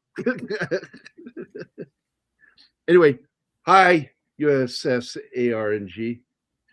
Sorry you missed the first part of the show. You can rewind. Stephen says a little bit during the show. He doesn't talk a lot. He's a quiet guy. Well, somebody kept muting my mic. Oh, that was before the show. I didn't do it during the show. Well, somebody did.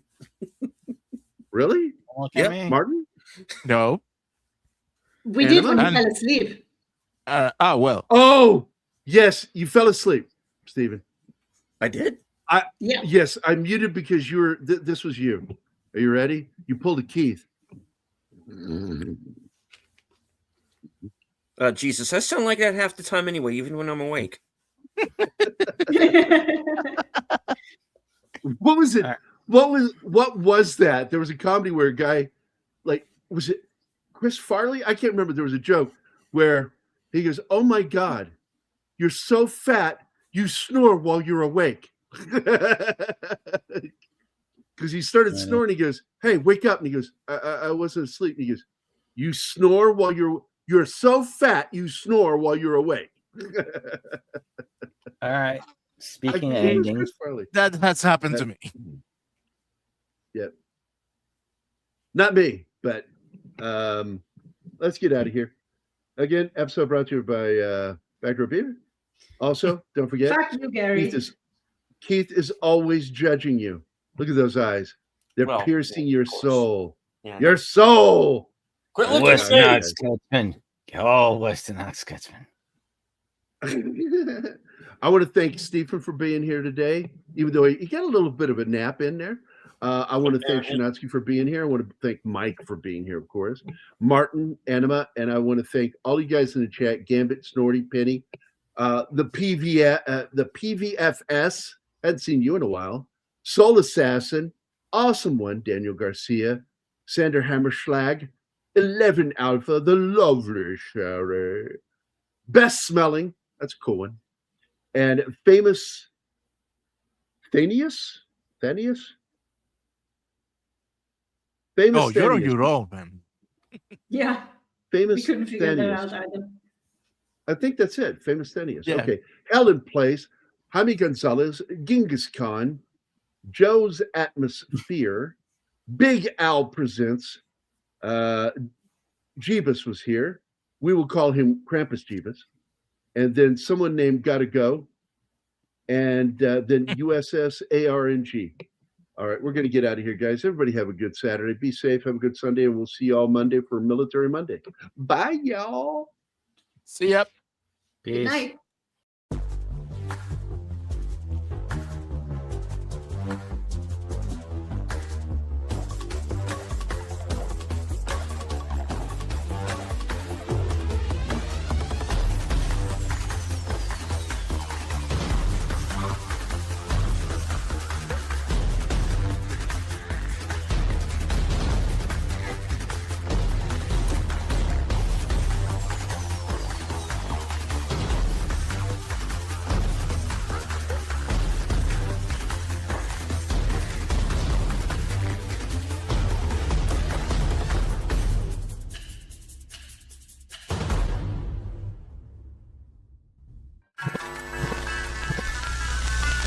Y'all come back now. You hear?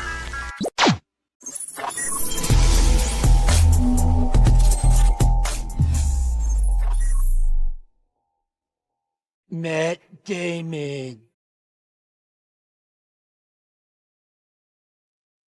No.